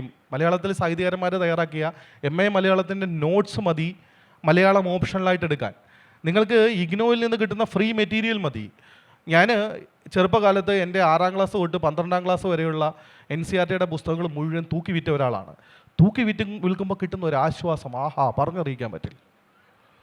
പക്ഷേ സിവിൽ സർവീസിന് പ്രിപ്പയർ ചെയ്യാൻ വേണ്ടി വന്നപ്പം എൻ്റെ ഒരു സീനിയർ എന്നോട് പറഞ്ഞതാണ്, NCERTയുടെ 6ാം ക്ലാസ് തൊട്ട് 12ാം ക്ലാസ് വരെയുള്ള പുസ്തകം വേണം. അങ്ങനെ ഞാൻ അലഞ്ഞു തിരിഞ്ഞ് ഇവിടെ പഴയ പുസ്തകങ്ങൾ പാളയത്ത് വെക്കുന്നൊരു മാർക്കറ്റുണ്ട്, അവിടെ വന്ന് ഇരട്ടി വില കൊടുത്ത് വിറ്റ് പോയ പുസ്തകങ്ങൾ തിരിച്ചു മേടിച്ച ആളാണ്. അതുകൊണ്ട് എന്നെ കേൾക്കുന്ന ചെറിയ കുട്ടികളുണ്ടെങ്കിൽ ഇതൊക്കെ ജീവിതത്തിലെ റിയാലിറ്റികളാണ്. ഒരു പോയിന്റ് കൂടി എടുത്തിട്ട് ഞാൻ നിർത്താം. ഞാൻ മെയിൻസ് പരീക്ഷ എഴുതുമ്പം എനിക്ക് ആരെയും പരിചയമില്ലെന്ന് ഞാൻ പറഞ്ഞിരുന്നല്ലോ. അന്ന് മലയാളം ഓപ്ഷണൽ പേപ്പറുണ്ട്, ഇന്ത്യൻ ഭാഷകളിൽ ഒരു പേപ്പർ ഓപ്ഷണലാണ്. അപ്പം ഞാൻ ഈ പരീക്ഷ എഴുതി കഴിഞ്ഞിട്ട് ഒരു 20-25 മിനിറ്റ് കഴിഞ്ഞപ്പോൾ എൻ്റെ ചുറ്റിനുമുള്ള എല്ലാവരും ഇറങ്ങിപ്പോയി. അപ്പം ഞാൻ വിചാരിച്ചു ഇവർക്കൊക്കെ പരീക്ഷ എളുപ്പമാണ്, മലയാളത്തിൽ MA മേടിച്ച് എനിക്ക് ഈ പരീക്ഷ പ്രയാസം. ഞാനിരുന്ന് 3 മണിക്കൂർ ഇരുന്ന് ഈ പരീക്ഷ എഴുതി, തിരിച്ചിറങ്ങി വന്നു, റിസൾട്ട് വന്നു. റിസൾട്ടിൽ UPSC ഒരാഴ്ച കഴിയുമ്പോൾ മാർക്ക് ഇട്ടപ്പോൾ ഞാൻ ഇത് നോക്കുമ്പോൾ ഇന്നത്തെ മലയാളത്തിൽ ഓപ്ഷണൽ പേപ്പറിൻ്റെ മാർക്കില്ല. അപ്പം ഞാൻ എൻ്റെ ഒരു സുഹൃത്തിനെ വിളിച്ച് ചോദിച്ചു, എല്ലാത്തിനെയും മാർക്കുണ്ടല്ലോ, ഇതിൻ്റെ ഓപ്ഷണൽ പേപ്പറിൻ്റെ മാർക്കില്ല. അപ്പോൾ അദ്ദേഹം അത് പറഞ്ഞു, അത് ക്വാളിഫയിങ് പേപ്പറാണ്, അതിൻ്റെ പേപ്പർ കാൽക്കുലേറ്റ് ചെയ്യില്ല. അതുകൊണ്ടാണ് എല്ലാവരും അവർക്ക് 20 മിനിറ്റ് കഴിഞ്ഞപ്പോൾ അവർക്ക് മനസ്സിലായി അവർക്ക് ക്വാളിഫയിങ് ഉള്ള മാർക്ക് കിട്ടിക്കഴിഞ്ഞു, ഇനി നെക്സ്റ്റ് ഡേ മാർക്ക് കിട്ടുന്ന പേപ്പറാണ്. എനിക്കിത് അറിയില്ലായിരുന്നു. അതുകൊണ്ടാണ് ഞാൻ പറയുന്നത്, ചെറിയ ക്ലാസ്സുകളിൽ തൊട്ടേ നിങ്ങളുടെ ബാക്ക്ഗ്രൗണ്ട് അനുസരിച്ചിട്ട് നിങ്ങൾക്ക് എല്ലാവിധമായ സൗകര്യങ്ങളുമുണ്ട്, നിങ്ങൾക്ക് കൃത്യമായ അവയർനെസ് ഉണ്ട്, കൃത്യമായ ബോധ്യമുണ്ട്. ട്രൂത്തും റിയലൈസേഷനും രണ്ടാണ്. അതുകൊണ്ടാണ് ഞാൻ പറയുന്നത്, നിങ്ങൾക്ക് കൃത്യമായ ബോധ്യമുണ്ട്, നിങ്ങളുടെ പാത്ത് കറക്റ്റാണ്, നിങ്ങൾക്ക് അഡ്വൈസ് ചെയ്യാനുള്ള ആളുകളുണ്ട്, മെറ്റീരിയലുണ്ട്, നിങ്ങളുടെ കുടുംബത്തിൽ സിവിൽ സർവീസുകാരുണ്ട്, കിട്ടിയവരുണ്ട്. അങ്ങനെയെങ്കിൽ തീർച്ചയായിട്ടും നിങ്ങൾ കോച്ചിങ്ങിന് പോകേണ്ട കാര്യമില്ല. പക്ഷേ നിങ്ങൾക്ക് അങ്ങനെ ഒരു സാഹചര്യമില്ലെങ്കിൽ you have to fight 10 times more than a normal candidate. Okay, a privileged candidate. Thank you. Civil service എന്നുള്ള ഒരു പരീക്ഷയ്ക്ക് പ്രിവിലേജ്ഡ് എന്നോ അണ്ടർ പ്രിവിലേജ്ഡ് എന്നോ 2 തരങ്ങളിലുള്ള കാൻഡിഡേറ്റ്സ് ഉണ്ടെന്ന് ഞാൻ വിശ്വസിക്കുന്നില്ല. നമുക്ക് ജീവിതമൊട്ടാകെ നമ്മുടെ പഠനകാലം മൊത്തം റാങ്കോടുകൂടി പാസ്സായ ഒരു വിദ്യാർത്ഥിയായാലും, നമ്മൾ ഏറ്റവും ഉയർന്ന തലത്തിലുള്ള സാമ്പത്തിക ശേഷിയുള്ള കുടുംബത്തിൽ ജനിച്ച വ്യക്തിയായാലും സിവിൽ സർവീസിൽ കയറുക എന്ന് പറയുന്നത് മറ്റ് യാതൊരു തരത്തിലുള്ള സ്വാധീനവും ചെലുത്തിയോ അല്ലെങ്കിൽ മറ്റ് യാതൊരു തരത്തിലുള്ള ഒരു എന്താ പറയുക, അങ്ങനെ ആക്ട് ഓഫ് ഗോഡ് എന്നുള്ള ഒരു നിലയിൽ ഒരു മിറക്കിൾ സംഭവിച്ചോ നമുക്ക് കയറാൻ പറ്റില്ല. അതുകൊണ്ട് തന്നെ നിങ്ങൾ എവിടെ നിന്നാണ് ഉരുത്തിരിഞ്ഞ് വരുന്നത് എന്നുള്ളതിന് അത്രയധികം അതിനെ ഒരു അലട്ടലായി കരുതരുത് എന്നുള്ള ഒരു അപേക്ഷയുണ്ട് എനിക്ക്. നമ്മൾ എവിടെ നിന്ന് വന്നാലും സിവിൽ സർവീസ് എന്നുള്ള ഒരു മേഖലയ്ക്കാണ് പ്രാധാന്യം കൊടുക്കേണ്ടത്. അതിൻ്റെ പരീക്ഷ എന്ന് പറയുന്നത് നമ്മുടെ ഈ ഒരു സെഷനിൽ പറയുന്നത് പോലെ തന്നെ അത് പടവുകൾ മാത്രമാണ്. ആ പടവുകൾക്ക് പടവുകളുടെ സ്ഥാനം മാത്രമേ കൊടുക്കാവൂ, പടവുകൾക്ക് അതിൻ്റെ പ്രാമുഖ്യം മാത്രമേ കൊടുക്കാവൂ. സിവിൽ സർവീസ് പരീക്ഷ എന്ന് പറയുന്നത് ഒരു പ്രയാണം മാത്രമാണ്. നമ്മൾ ആ പ്രയാണത്തിന് തയ്യാറെടുക്കുക എന്നുള്ളത് മാത്രമേ നമുക്ക് ചെയ്യാനാകൂ. നമ്മളൊരു യാത്രയ്ക്ക് പോകുന്നു എന്ന് പറയുമ്പോൾ നമ്മളൊരു കൊട്ടാരത്തിൽ നിന്നും ആ യാത്ര ആരംഭിച്ചാലും ഒരു കുടിലിൽ നിന്നും ആ യാത്ര ആരംഭിച്ചാലും നമ്മുടെ യാത്ര ആ കൊട്ടാരത്തിലോ കുടിലോ അല്ല, അതിന് പുറത്താണ് നമ്മൾ യാത്രയ്ക്ക് പോകുന്നത്.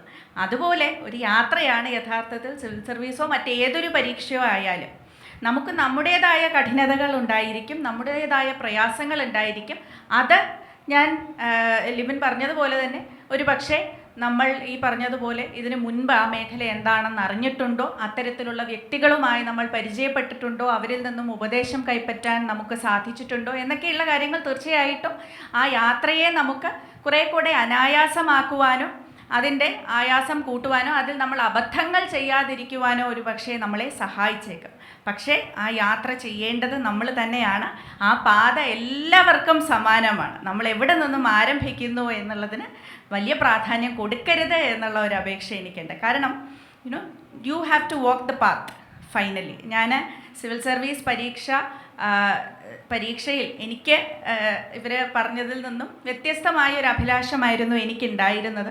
IAS തന്നെ കയറി പറ്റണമെന്നുള്ള ഒരു തരം വാശി ഉണ്ടായിരുന്നു എന്നുള്ളത് കൊണ്ട് തന്നെ ആദ്യം മറ്റ് സർവീസുകളിൽ ലഭിച്ചു എന്നുണ്ടെങ്കിലും വീണ്ടും അവിടെ നിന്നും ലീവ് എടുത്ത് IASനായി വീണ്ടും പഠിച്ച് വീണ്ടും പരീക്ഷ എഴുതുകയായിരുന്നു ചെയ്തത്.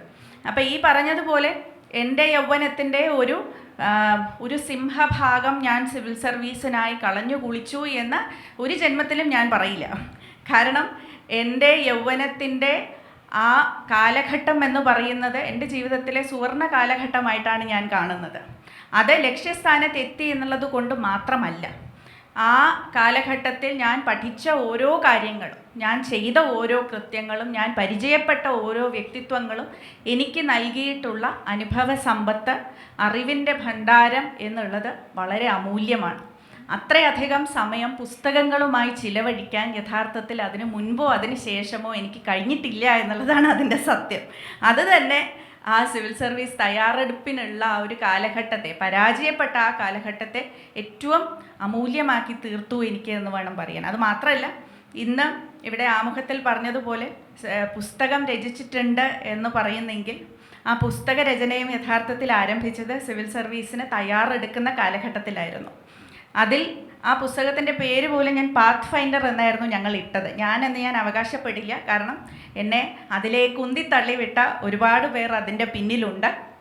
അപ്പോൾ ഞങ്ങളതിന് പാത്ത് ഫൈൻഡർ എന്നായിരുന്നു പേരിട്ടത്. ആ പേരിന് പിന്നിലും ഞാൻ ഈ പറയുന്ന ഇതേ സിദ്ധാന്തം തന്നെയായിരുന്നു.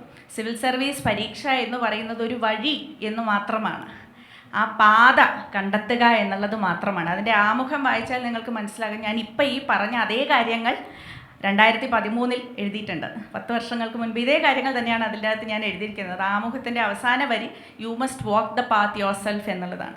ആ പാത കണ്ടെത്തുക എന്നുള്ളതിന് മാത്രമേ നമുക്ക് ചുറ്റുമുള്ളവർ സഹായിക്കാൻ സാധിക്കൂ. പക്ഷേ ആ പാത നമ്മൾ തന്നെയാണ് നടക്കേണ്ടത്. ആ പ്രയാണത്തെ പൂർണ്ണമായും ആസ്വദിച്ചുകൊണ്ട് ആ യാത്രയ്ക്ക് മുന്നിൽ സമർപ്പിച്ചുകൊണ്ട് നിങ്ങൾ മുന്നോട്ട് പോവുക. ലക്ഷ്യസ്ഥാനത്ത് എത്തുന്നതും എത്താത്തതും ആ യാത്ര നമ്മൾ എത്രമാത്രം സമർപ്പിതമായി നടത്തുന്നു എന്നുള്ളതിനെ ആശ്രയിച്ചിരിക്കും എന്നുള്ളതാണ് എൻ്റെ എളിയ അനുഭവത്തിൽ നിന്നും എനിക്ക് മനസ്സിലായിട്ടുള്ളത്. കാരണം ഇത്രയും വർഷങ്ങൾ സിവിൽ സർവീസ് ആസ്പിറൻസ് ആയിട്ടുള്ള ഓരോ വിദ്യാർത്ഥിയുടെ ജീവിതത്തിലൂടെയും ഒരല്പമെങ്കിലും കൈപിടിച്ചു നടക്കുവാൻ അവർ എനിക്കൊരു ഭാഗ്യം നൽകിയിട്ടുണ്ട് എന്നുണ്ടെങ്കിൽ അതിൽ നിന്നും ഈ പറഞ്ഞ കാര്യങ്ങളെല്ലാം തന്നെ എനിക്ക് കൂടുതൽ ആഴത്തിൽ പതിയുകയാണ് ഇന്നും ചെയ്തിട്ടുള്ളത് എന്നുള്ള ഒരു ചെറിയ അഭിപ്രായ വ്യത്യാസം രേഖപ്പെടുത്തുന്നത്. മാം, അവസാനമായിട്ട് ഒരു ചോദ്യം കൂടെ ചോദിക്കാം. അതിൽ 1 മിനിറ്റിൽ നിങ്ങളുടെ 3 പേരുടെയും മറുപടി എനിക്ക് ആവശ്യമുണ്ട്. കാരണം കുട്ടികൾ ഇപ്പം സ്ഥിരമായിട്ട് ചോദിക്കുന്നത്, നമ്മുടെ വളരെ റീസെൻ്റ് ആയിട്ട് നമ്മുടെ മുരളി തുമ്മാരുകൂടി ഒരു ഫേസ്ബുക്ക് പോസ്റ്റ് എഴുതിയിരുന്നു. അതിൽ അദ്ദേഹം സിവിൽ സർവീസ് പരിശീലനത്തിന് വേണ്ടി 5 വർഷവും 6 വർഷവും ജീവിതത്തിലെ സുവർണ കാലഘട്ടം ചെലവഴിച്ച് നശിപ്പിക്കുന്ന നമ്മുടെ യുവത്വത്തെ പറ്റിയുള്ള അദ്ദേഹത്തിൻ്റെ ആശങ്കകൾ അദ്ദേഹം എഴുതിയിരുന്നു. അപ്പോൾ മുരളിയേട്ടൻ പറഞ്ഞത് വളരെ ഗുരുതരമായ ഒരു കാര്യമാണ്. കാരണം ഇവരെല്ലാവരും വളരെ നല്ല നിലയിൽ വിദ്യാഭ്യാസം നേടിയിട്ടുള്ളവരാണ്. അപ്പോൾ ഒരു റൈറ്റ് ടൈം ടു എക്സിറ്റ് എന്നുണ്ടോ? 21 വയസ്സിനും 32 വയസ്സിനും ഇടയിൽ സിവിൽ സർവീസ് 6 തവണ എഴുതാം എന്ന് യൂണിയൻ പബ്ലിക് സർവീസ് കമ്മീഷൻ പറയുമ്പോഴും ഒരു റൈറ്റ് ടൈം ടു എക്സിറ്റ് എന്ന് പറയുന്ന ഒരു കാര്യം സിവിൽ സർവീസിലുണ്ടെന്ന് നിങ്ങൾ കരുതുന്നുണ്ടോ? അതിൽ 3 പേരുടെയും അഭിപ്രായം അറിഞ്ഞാൽ കൊള്ളാമെന്നുണ്ട്. ഇല്ല, എന്നെ സംബന്ധിച്ചിടത്തോളം റൈറ്റ് ടൈം ടു എക്സിറ്റോ റൈറ്റ് ടൈം ടു എൻറ്ററോ ഇല്ല, രണ്ടുമില്ല. അവരവരുടെ ജീവിത സാഹചര്യങ്ങൾക്കനുസരിച്ച് അവരവരുടെ ഉള്ളിലെ ഒരു അഗ്നി ഉണ്ടല്ലോ, ആ അഗ്നിയുടെ ഊർജത്തിനനുസരിച്ച് ആ അഗ്നി ഉള്ളിടത്തോളം കാലം നിങ്ങൾ തുടരുക. ആ അഗ്നി കെടുമ്പോൾ സ്വാഭാവികമായിട്ട് നിങ്ങൾ അതിൽ നിന്നും പുറത്തേക്ക് വരും. അത് എത്ര നേരം ഒരു തീ കൂട്ടി വെച്ചിട്ട് അത് എത്ര നേരം കത്തി നിൽക്കുമെന്ന് നിങ്ങളോട് ചോദിച്ചാൽ ആർക്കും കൃത്യമായിട്ട് ഇത്ര മിനിറ്റും ഇത്ര നിമിഷവും ആ തീ കൂമ്പാരം കത്തി നിൽക്കുമെന്ന് പറയാനാകുമെന്ന് എനിക്ക് തോന്നുന്നില്ല. ഇന്നും ശാസ്ത്രം ഇത്രയും പുരോഗമിച്ചുവെങ്കിലും നമ്മൾ അതുപോലെ തന്നെയാണ് നമ്മുടെ മനസ്സിലെ ആ ഒരു ജ്വാല എന്ന് പറയുന്നതും ആ അഭിലാഷത്തിനോടും ലക്ഷ്യത്തിനോടും ആ പാതയോടും ആ സ്വപ്നത്തോടും ഒക്കെയുള്ള നമ്മുടെ ഒരു ജ്വാലയുണ്ട്. ആ ജ്വാല ഉള്ളിടത്തോളം കാലം തീർച്ചയായിട്ടും പോകണം. അതിനെ കൃത്രിമമായി അതിനെ കെടുത്തരുത്, അത്രമാത്രമേ എനിക്ക് പറയുവാനുള്ളൂ. അത് മാത്രമല്ല, സിവിൽ സർവീസ് പരീക്ഷ എന്നുള്ളത് എങ്ങനെ വിജയിക്കണം എന്നുള്ള ഒരു ചോദ്യം വിദ്യാർത്ഥികൾ എന്നോട് ചോദിക്കുമ്പോൾ ഞാൻ അതിന് ഉത്തരമായ ഒരു മറു ചോദ്യമാണ് സാധാരണ ചോദിക്കാറുള്ളത്. എന്തിനാണ് സിവിൽ സർവീസ് പരീക്ഷ വിജയിക്കേണ്ടത് എന്നുള്ള ഒരു ചോദ്യം. നിങ്ങൾ എന്തിനാണ് ഞാൻ സിവിൽ സർവീസ് പരീക്ഷ വിജയിക്കേണ്ടത് എന്നുള്ള ഒരു ചോദ്യത്തിന് സ്വയം ഉത്തരം കണ്ടെത്തിയാൽ അതിനുത്തരം വേറെ ആർക്കും കണ്ടെത്താൻ സാധിക്കില്ല. കാരണം അത് വളരെ സ്വകാര്യമായിട്ടുള്ള ഒരു വിഷയമാണ്. അത് പത്രാസിന് വേണ്ടിയിട്ടല്ല, അധികാരത്തിന് വേണ്ടിയിട്ടല്ല, മറിച്ച് ഈ പറഞ്ഞതുപോലെ പലർക്കും പല കാരണങ്ങളായിരിക്കാം. സ്വന്തം നാടിനെ സേവിക്കുക എന്നുള്ള കാരണമായിരിക്കാം, അല്ലെങ്കിൽ ഭാരതത്തിൻ്റെ പേർ മറ്റ് രാജ്യങ്ങളുടെ മുന്നിൽ ഉയർത്തിപ്പിടിക്കുക എന്നുള്ള കാരണമായിരിക്കാം, ജനസേവനം നടത്തുക എന്നുള്ള കാരണമായിരിക്കാം, പല കാരണങ്ങളുമായിരിക്കാം. അത് ഓരോരുത്തർക്കും ഓരോ കാരണമായിരിക്കാം. അല്ലെങ്കിൽ എൻ്റെ മക്കളുടെ മുന്നിൽ ഞാനൊരു വലിയ മാതൃകയായണം എന്നുള്ള ഒരു കാരണമായിരിക്കാം. അതെന്തുമാകാം, അതിൽ ശരിയും തെറ്റുമില്ല. പക്ഷേ ആ കാരണം എന്താണ്, എന്തിനാണ് ഞാൻ സിവിൽ സർവൻ്റ് ആകേണ്ടത് എന്നുള്ള ഒരു ചോദ്യത്തിന് ഉത്തരം സ്വയം കണ്ടെത്താൻ സാധിച്ചാൽ എങ്ങനെയാണ് സിവിൽ സർവീസ് പരീക്ഷ എന്നുള്ള ആ പ്രയാണത്തിൽ നിങ്ങൾ അർത്ഥവത്തായി പങ്കെടുക്കേണ്ടത് എന്നുള്ളതിന് വഴി താനേ തെളിഞ്ഞു വരും എന്നാണ് എനിക്ക് തോന്നിയിട്ടുള്ളത്. ആ ഒരു കാര്യം മാത്രം പറഞ്ഞുകൊണ്ട് വാക്കുകൾ ചുരുക്കുന്നു. Right time to enter and right time to exit, ഇതിനൊരു സ്റ്റാൻഡേർഡ് ഫോർമുല ഇല്ല. എൻ്റെ ലൈഫിൻ്റെ ഒരു എക്സ്പീരിയൻസ് വെച്ച് ഞാൻ അഡ്വൈസ് ചെയ്യുന്നത് ഏർലിയർ ദ ബെറ്റർ. എത്രയും നേരത്തെ നമ്മൾ സ്റ്റാർട്ട് ചെയ്യുന്നു അത്രയും നല്ലത്. നമ്മൾ സർവീസിൽ എത്രയും നേരത്തെ പ്രവേശിക്കുന്നു അത്രയും നമുക്ക് സർവീസിൽ ഉയരാൻ പറ്റും, അത്രയും വർഷം നമുക്ക് സെർവ് ചെയ്യാൻ പറ്റും. അത് പല ബെനിഫിറ്റ്സ് ഉണ്ട്, അത് നമുക്കൊരിക്കലും ഡിനൈ ചെയ്യാൻ പറ്റത്തില്ല. പക്ഷേ ഈ പറഞ്ഞ പോലെ ഇപ്പം സ്കൂളിൽ തന്നെ തുടങ്ങണമെന്നില്ല, 22 വയസ്സിൽ തന്നെ ക്ലിയർ ചെയ്യണമെന്നില്ല. UPSC തന്നെ നമുക്ക് mid-30s വരെ സമയം തരുന്നുണ്ട്. നിങ്ങൾ ലേറ്റ് സ്റ്റാർട്ട് ചെയ്യുവാണെങ്കിലും what is more important is giving it a fair shot. നമ്മൾ സാറ്റിസ്ഫൈഡ് ആയിരിക്കണം. നമ്മുടെ മാക്സിമം നമ്മൾ സ്ട്രൈവ് ചെയ്തെന്നും ട്രൈ ചെയ്തെന്നും ഉള്ളൊരു പേഴ്സണൽ സാറ്റിസ്ഫാക്ഷൻ നമുക്ക് വേണം. അതുപോലെ നമ്മൾ കമ്പീറ്റ് ചെയ്തില്ലെങ്കിൽ ഒരിക്കലും നമുക്കിതിൽ സക്സീഡ് ചെയ്യാൻ പറ്റത്തില്ല. അപ്പം ഒരിക്കലും നമ്മൾ കോമ്പറ്റീഷനെ കുറിച്ച് ഓർത്തോ അല്ലെങ്കിൽ ഒത്തിരി വർഷം ഇതിനു വേണ്ടി സ്പെൻഡ് ചെയ്തു അതുകൊണ്ട് ഇനിയും ഞാൻ എക്സിറ്റ് ചെയ്യുവാൻ ആണെന്ന് പറഞ്ഞ് നമ്മൾ പോവുകയാണെങ്കിൽ ചിലപ്പോൾ നമുക്ക് കിട്ടേണ്ട ഒരു ഓപ്പർച്യൂണിറ്റിയാണ് നഷ്ടപ്പെട്ടു പോകുന്നത്. അപ്പം we have to satisfy ourselves, that is most important. പിന്നെ എല്ലാ ആസ്പിറൻസിനോടും ഞാൻ എപ്പോഴും പറയുന്ന ഒരു കാര്യം, എപ്പോഴും ഒരു പ്ലാൻ ബി വേണം. ഒരിക്കലും നമുക്ക് ഇത് കഴിഞ്ഞിട്ട് ഇത് കിട്ടിയില്ലെങ്കിൽ എന്താണ് ചെയ്യേണ്ടതെന്ന് അറിയാതെ നമ്മൾ ഇതിനു വേണ്ടി നമ്മൾ ട്രൈ ചെയ്യല്ല. Always have a plan B, but that does not mean that you lose the fire.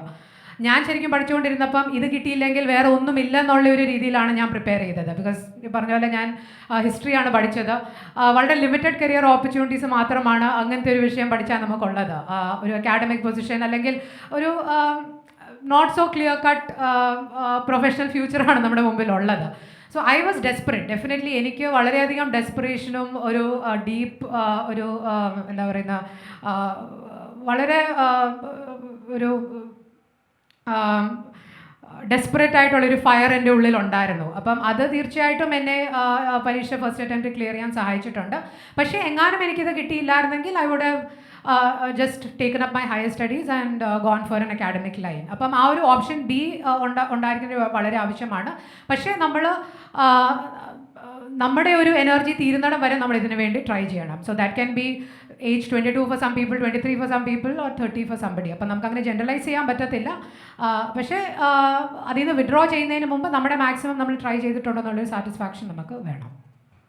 സംഗീത ചോദിച്ച ചോദ്യം കേട്ടപ്പം എനിക്ക് ഓർമ്മ വന്നത്, ഞാൻ അക്കാഡമിയിൽ ഭാരത് ദർശനായിട്ട് ചെന്ന് റിപ്പോർട്ട് ചെയ്തപ്പോൾ എനിക്ക് കിട്ടിയ ഒരു അപ്പോയിൻമെൻറ്റ് ഓർഡറാണ്. PSC എനിക്ക് അയച്ച അപ്പോയിൻമെൻറ്റ് ഓർഡറാണത്. ജലഗതാഗത വകുപ്പിൽ എന്നെ പിയൂണായി പോസ്റ്റ് ചെയ്തിട്ടുള്ള ഉത്തരവ്. അപ്പോഴാണ് എനിക്ക് മനസ്സിലായത്, സിവിൽ സർവീസ് പരീക്ഷ പാസ്സായ എനിക്ക് 8 വർഷങ്ങൾക്ക് ശേഷം PSC എൻ്റെ കഴിവ് തിരിച്ചറിഞ്ഞ് എന്നെ ജലഗതാഗത വകുപ്പിൽ പിയൂണായിട്ട് പോസ്റ്റ് ചെയ്യുകയാണ്. ഈ ചോദ്യത്തിനുള്ള എൻ്റെ മറുപടി നോട്ടിഫിക്കേഷനാണ്. നിങ്ങൾ ജനറൽ കാൻഡിഡേറ്റ് ആണെങ്കിൽ 32 അല്ലേ, 32 വയസ്സ് വരെ പരീക്ഷ എഴുതാം. നിങ്ങൾ OBC കാൻഡിഡേറ്റ് ആണെങ്കിൽ 37 അല്ലേ, 37 വയസ്സ് വരെ. SC/ST കാൻഡിഡേറ്റ് ആണെങ്കിൽ അൺലിമിറ്റഡ് ചാൻസസ്. സോ അതിൽ അവസാനത്തെ ഭാഗത്ത് ഞാൻ എടുക്കുന്നു, നിങ്ങൾ ഉറപ്പായിട്ടും SC/SC കാൻഡിഡേറ്റ് ആണെങ്കിൽ നിങ്ങൾ അൺലിമിറ്റഡ് എഴുതിയിരിക്കണം. കാരണം ഈ സർവീസിൽ SC/ST പ്രാതിനിധ്യം വളരെ വളരെ കുറവാണ്. സോ ഇതാണ് ഈ നോട്ടിഫിക്കേഷൻ്റെ UPSC എന്ന അൺസർട്ടനിറ്റി പബ്ലിക് സർവീസ് കമ്മീഷൻ മുന്നോട്ട് വയ്ക്കുന്ന പ്രധാനപ്പെട്ട തിയറി. Thank you. നമ്മളിവിടുത്തെ സംഭാഷണങ്ങൾ അവസാനിപ്പിക്കുകയാണ്. ഇനി ജനാധിപത്യത്തിൽ ഏറ്റവും പ്രധാനപ്പെട്ട ചോദ്യങ്ങൾക്കുള്ള സമയമാണ്. ഞാൻ ലിവിൻ രാജ് സാർ പറഞ്ഞ ഒരു കാര്യത്തോട് ചേർത്ത് വെച്ചുകൊണ്ട് ഒരു കാര്യം പറയാം. അത് സിവിൽ സർവീസിന് പഠിക്കാൻ വലിയ ആഗ്രഹം ഉണ്ടായിട്ടും പഠിക്കാൻ പറ്റാതെ പോയ ഒരാളാണ് ഞാൻ. കാരണം ഒരു 35 വർഷത്തിന് മുമ്പുള്ള കഥയാണ്. ഞാൻ SSLC ഒക്കെ പാസ്സായിട്ട് വളരെ ചെറിയ മാർക്ക് എനിക്ക് ഉണ്ടായിരുന്നുള്ളൂ. അന്ന് ഗവൺമെൻറ്റിൻ്റെ ഒരു കരിയർ ഗൈഡൻസ് സെൻറ്റർ ഉണ്ടായിരുന്നു നന്ദാവനത്ത്. ഞാൻ അവിടെ വളരെ അഭിമാനത്തോടെ പോവുകയാണ്. അപ്പോൾ എൻ്റെ SSLC ബുക്ക് കണ്ടിട്ട് അവർ പറഞ്ഞു, നീ ഒരു കാലത്തും സിവിൽ സർവീസ് പാസ്സാവാൻ പോകുന്നില്ല. അത് ഭയങ്കരമായ ഒരു നിരാശയാണ്. പക്ഷേ ഞാൻ സിവിൽ സർവീസ് മോഹം ഉപേക്ഷിച്ചെങ്കിലും ആഞ്ഞു പഠിച്ച് ഒരു അഡ്വക്കേറ്റായി. പക്ഷേ അപ്പം എൻ്റെ ഒരു വലിയൊരു ആംബിഷ്യസ്. അപ്പം ഞാനവിടെ നമ്മുടെ പ്രസ് ക്ലബ്ബ് റോഡിലൊരു സെൻട്രൽ ഗവൺമെൻറ് ഒരു പുസ്തകശാലയുണ്ട്. അവിടെ പോയി ആ ബുക്സൊക്കെ തപ്പി നോക്കുകയും അതിനകത്ത് പോവുകയും നിരന്തരം അവിടെ പോകുമായിരുന്നു. അപ്പോൾ അതൊക്കെ വായിച്ചു നോക്കുകയൊക്കെ ചെയ്യുമായിരുന്നു. പക്ഷേ എന്നെ മനസ്സിലന്ന് ആ ഗവൺമെൻറ്റിൽ ജോലിയുള്ള ഒരു ഡയറക്ടറുടെ പോസ്റ്റ് ഇരിക്കുന്ന ഒരാൾ ഇട്ട ഒരു പ്രശ്നം, അതോടുകൂടി എനിക്ക് ഒരിക്കലും ഈ വലിയ മല കയറാൻ പറ്റില്ല എന്നുള്ളൊരു വലിയ തോന്നലുണ്ടായി. അങ്ങനെ അത് ഡിസ്കറേജ് ചെയ്തു. പക്ഷേ ഞാൻ എൻ്റെ ആശ വിട്ടില്ല. നമ്മുടെ അങ്ങയുടെ പേരെന്താ? ഹരിദാസൻ എന്നാണ് എൻ്റെ പേര്. അഡ്വക്കേറ്റ് ഹരിദാസൻ. അതെ. സോ ശ്രീ അഡ്വക്കേറ്റ് ഹരിദാസൻ, ഞാനൊരു 4 കൊല്ലം കഴിയുമ്പോൾ അങ്ങയുടെ കീഴിൽ പ്രാക്ടീസ് ചെയ്യാൻ വരും. ഞാനിപ്പോൾ LLB പഠിച്ചുകൊണ്ടിരിക്കുകയാണ്. You are most welcome. ഞാൻ 10 കൊല്ലം മുമ്പ് LLB പഠിക്കാൻ ശ്രമിച്ച ആളാണ്. അന്ന് സിവിൽ സർവീസ് കിട്ടിയതുകൊണ്ട് എനിക്ക് കംപ്ലീറ്റ് ചെയ്യാൻ പറ്റിയില്ല. ഞാൻ വീണ്ടും എൻ്റെ LLB പഠനം വീണ്ടും തുടരുന്നു. 3 വർഷം കഴിയുമ്പോൾ ഞാൻ അങ്ങയുടെ കീഴിൽ വന്ന് പ്രാക്ടീസ് ചെയ്യാം. അത് എന്നെ സംബന്ധിച്ചിടത്തോളം വലിയൊരു പ്രിവിലേജാണ്. എന്തായാലും താങ്ക് യു. അപ്പം ഇതാണ് എൻ്റെ ഈ 35 വർഷത്തിന് മുമ്പുള്ള ഞാൻ തിരുവനന്തപുരത്ത് താമസിച്ചിട്ടും ജനിച്ച് വളർന്ന ഒരാളുടെ ഒരു അനുഭവം. അപ്പോൾ അങ്ങനെ എനിക്ക് ഇന്നും എനിക്ക് ആ വിഷമമുണ്ട്. പക്ഷേ ഏറ്റവും വലിയ പിന്നെ എനിക്കുള്ള വേറൊരു കാര്യം എന്ന് വെച്ചാൽ, നിങ്ങൾ എന്തിന് സിവിൽ സർവീസിന് പോകുന്നു എന്ന് ദിവ്യ മാഡം ചോദിച്ചത്. കാരണം സിവിൽ സർവീസിലും വലിയ അഴിമതിയാണ്. കാരണം ബുദ്ധിയില്ലാത്തവൻ അഴിമതി ചെയ്യുമ്പോൾ അതിൻ്റെ സ്കെയിൽ വളരെ ചെറുതാണ്. അത് ബുദ്ധി ഉള്ളവൻ അഴിമതി ചെയ്യുമ്പോൾ അത് രാജ്യത്തെ മൊത്തം ബാധിക്കുന്നുണ്ട്. അപ്പോൾ എന്തിന് നിങ്ങൾ സിവിൽ സർവീസ് ഓപ്പർച്യൂണിസ്റ്റാണോ കരിയറിസ്റ്റാണോ, അതിനുപരിയായി നിങ്ങൾക്ക് സേവനമാണോ ലക്ഷ്യം എന്നൊരു ചോദ്യം ഇവർ സ്വയം ചോദിക്കേണ്ടതുണ്ട്. അപ്പോൾ ഈ ഒരു ചോദ്യമാണ് നമ്മൾ മുമ്പിൽ വെക്കുന്നത്. പിന്നെ ഞാൻ നന്ദൻകോടാണ് താമസിക്കുന്നത്. ഇപ്പം സിവിൽ സർവീസ് അക്കാഡമി കൊണ്ട് എനിക്ക് മുട്ടിയിട്ട് നടക്കാൻ വയ്യ. എൻ്റെ വീട്ടിന് ചുറ്റുമുണ്ട്. കാരണം അന്ന് 35-40 വർഷത്തിന് മുമ്പ് എനിക്ക് ഐഡിയ ഇല്ല, ആരും എനിക്ക് പറഞ്ഞു തരാനില്ല. എൻ്റെ അച്ഛനമ്മമാർ വലിയ വിദ്യാഭ്യാസമൊന്നും ഇല്ലാത്തവരായിരുന്നു. അപ്പോൾ അവർക്കൊന്നും ഗൈഡ് ചെയ്യാൻ പറ്റില്ല. അപ്പോൾ ഞാൻ ഗവൺമെൻറ്റിൻ്റെ ഒരു കരിയർ ഗൈഡിംഗ് സെൻറ്ററിൽ നിന്നിപ്പം ഇതാണ് എൻ്റെ അനുഭവം. അതുകൊണ്ട് ഒരുപാട് പേര് ഇപ്പോൾ സിവിൽ സർവീസിന് ഒരുപാട് ചെറുപ്പക്കാർ വരുന്നു, വളരെ സന്തോഷം. പക്ഷേ അവർ ഓർക്കണം ഞാൻ ഇതിന് പോകുന്നു എന്നുള്ളത്. Thank you.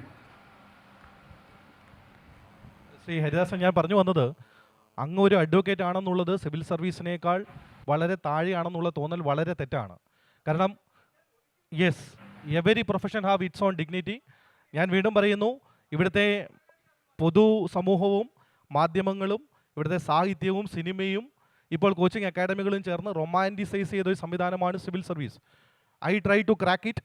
ഞാൻ അതിനാണ് പുസ്തകങ്ങൾ എഴുതിയത്. എൻ്റെ പുസ്തകങ്ങളൊക്കെ ഇപ്പോൾ ഇറലവൻ്റ് ആയി. ഞാൻ 2015-ലും 2016 അവിടെ please don't buy those books. എന്നെ ഉറപ്പായിട്ടും മാതൃഭൂമി അടുത്ത തവണ വിളിക്കില്ല. മാതൃഭൂമിയാണ് പുസ്തകമെല്ലാം ഇറക്കിയത്. But still I am telling you, this is not a glorified profession. Please understand that.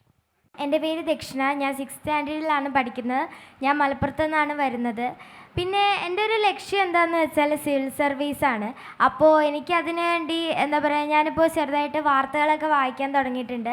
അപ്പോൾ അമ്മയും അച്ഛനും പറയാറുണ്ട് മലയാളം, ഇംഗ്ലീഷ്, ഹിന്ദി അതിൻ്റെ കൂടെ തന്നെ വായിക്കണം എന്ന്. അപ്പോൾ അങ്ങനെയൊക്കെ ഞാൻ തുടങ്ങി. അപ്പോൾ സാറ് പറഞ്ഞിട്ടുണ്ടല്ലോ, സാറ് മലയാളത്തിലാണ് സിവിൽ സർവീസ് എഴുതിയെന്ന്. അപ്പോൾ ഞാനിങ്ങനെ മലയാളം ബുക്സ് വായിക്കുമ്പോൾ അമ്മയൊക്കെ ചോദിക്കും, ഈ മലയാളം കൊണ്ട് എന്താവാനാണ്, വെറും പ്രാദേശിക ഭാഷയില്ല, അത് എന്താവാനാണ്, നീ ഇംഗ്ലീഷ് വായിക്ക്. അപ്പോൾ അങ്ങനെയൊക്കെ ഞാൻ എക്സാമ്പിളായിട്ട് ചൂണ്ടിക്കാണിച്ചിട്ടുള്ള അപ്പോൾ സാറിനാണ്.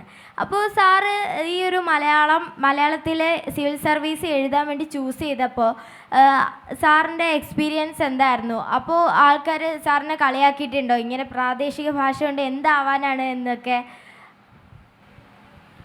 ഞാൻ മലയാളത്തിൽ എഴുതിയെങ്കിലും എൻ്റെ ഇൻ്റർവ്യൂ ഇംഗ്ലീഷിലായിരുന്നു. എൻ്റെ ട്രെയിനിങ് പരീക്ഷയ്ക്ക് ഹിന്ദിക്ക് ഹയസ്റ്റ് മാർക്ക് മേടിച്ച ആളാണ് ഞാൻ. പക്ഷെ ഞാൻ നിങ്ങളോട് വീണ്ടും പറയുന്നു, ആസ്പിറൻസിനോടാണ് പറയുന്നത്, ഹിന്ദിയെ നിങ്ങൾ പടിക്ക് പുറത്ത് നിർത്തരുത്. ഓക്കെ? അതായത് മേം വന്നാൽ ഹും എന്നും അല്ലെങ്കിൽ തും വന്നു കഴിഞ്ഞാൽ ഹാ എന്ന് ഉപയോഗിക്കണമെന്ന് നമ്മളെ പഠിപ്പിച്ച ഹിന്ദി ടീച്ചർമാരെ നമ്മൾ അവഗണിച്ച കാലമേ ഉള്ളൂ മലയാളത്തിലൂടെ. കല്ലെന്നാൽ ഇന്നലെ എന്നും നാളെ എന്നും അർത്ഥമുണ്ട്. അങ്ങനെ ഫ്ലൈറ്റ് നഷ്ടപ്പെട്ട ഒരാളാണ് ഞാൻ. അതിൻ്റെ വേദനയിൽ പറയുകയാണ്, ദയവായിട്ട് നിങ്ങൾ ഹിന്ദി പഠിക്കണം. ആദ്യം പറ്റുമെങ്കിൽ നിങ്ങൾ ഹിന്ദി പഠിക്കണം, നിങ്ങൾ അതിനുശേഷം ഇംഗ്ലീഷ് പഠിക്കണം, നിങ്ങൾ മലയാളവും പഠിക്കണം. ഈ 3 ഭാഷകളും തുല്യമായിട്ട്, കാരണം എന്നെ സംബന്ധിച്ച് എൻ്റെ 4ാം ക്ലാസ്സിൽ വെച്ചിട്ടാണ് എന്നെ ഹിന്ദി പഠിപ്പിച്ചത്. ഇംഗ്ലീഷ് ഞാൻ 2 കൊല്ലം ഹോസ്പിറ്റലിലായിരുന്നുകൊണ്ട് സ്കിപ്പ് ചെയ്ത് 6ാം ക്ലാസ്സിലാണ് പഠിച്ചത്.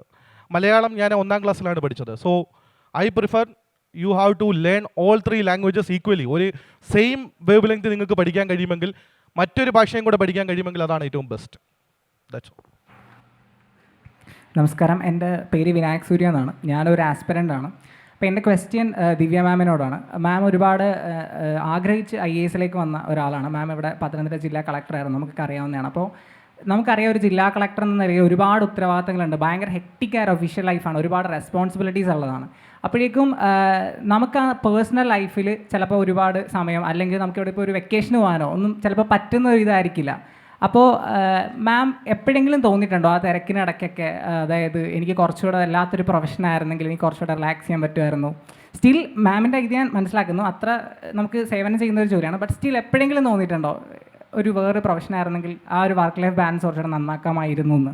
അല്ലെങ്കിൽ മാം ഇത് എങ്ങനെ മാനേജ് ചെയ്യുന്നത്? Thank you for the question. വളരെ സത്യസന്ധമായിട്ടുള്ള ഉത്തരം ഇല്ല എന്നുള്ളതാണ്. എൻ്റെ ഹസ്ബൻഡ് ഇവിടെ ഇരിക്കുന്നുണ്ട്. ശബരിയോട് ചോദിച്ചാൽ നേരെ തിരിച്ചായിരിക്കും പറയുക, വെക്കേഷന് വാ എന്ന് വിളിച്ചാലും ഞാൻ പോകുന്നില്ല എന്നുള്ളതാണ് അവിടെ നിന്നുള്ള പരാതി.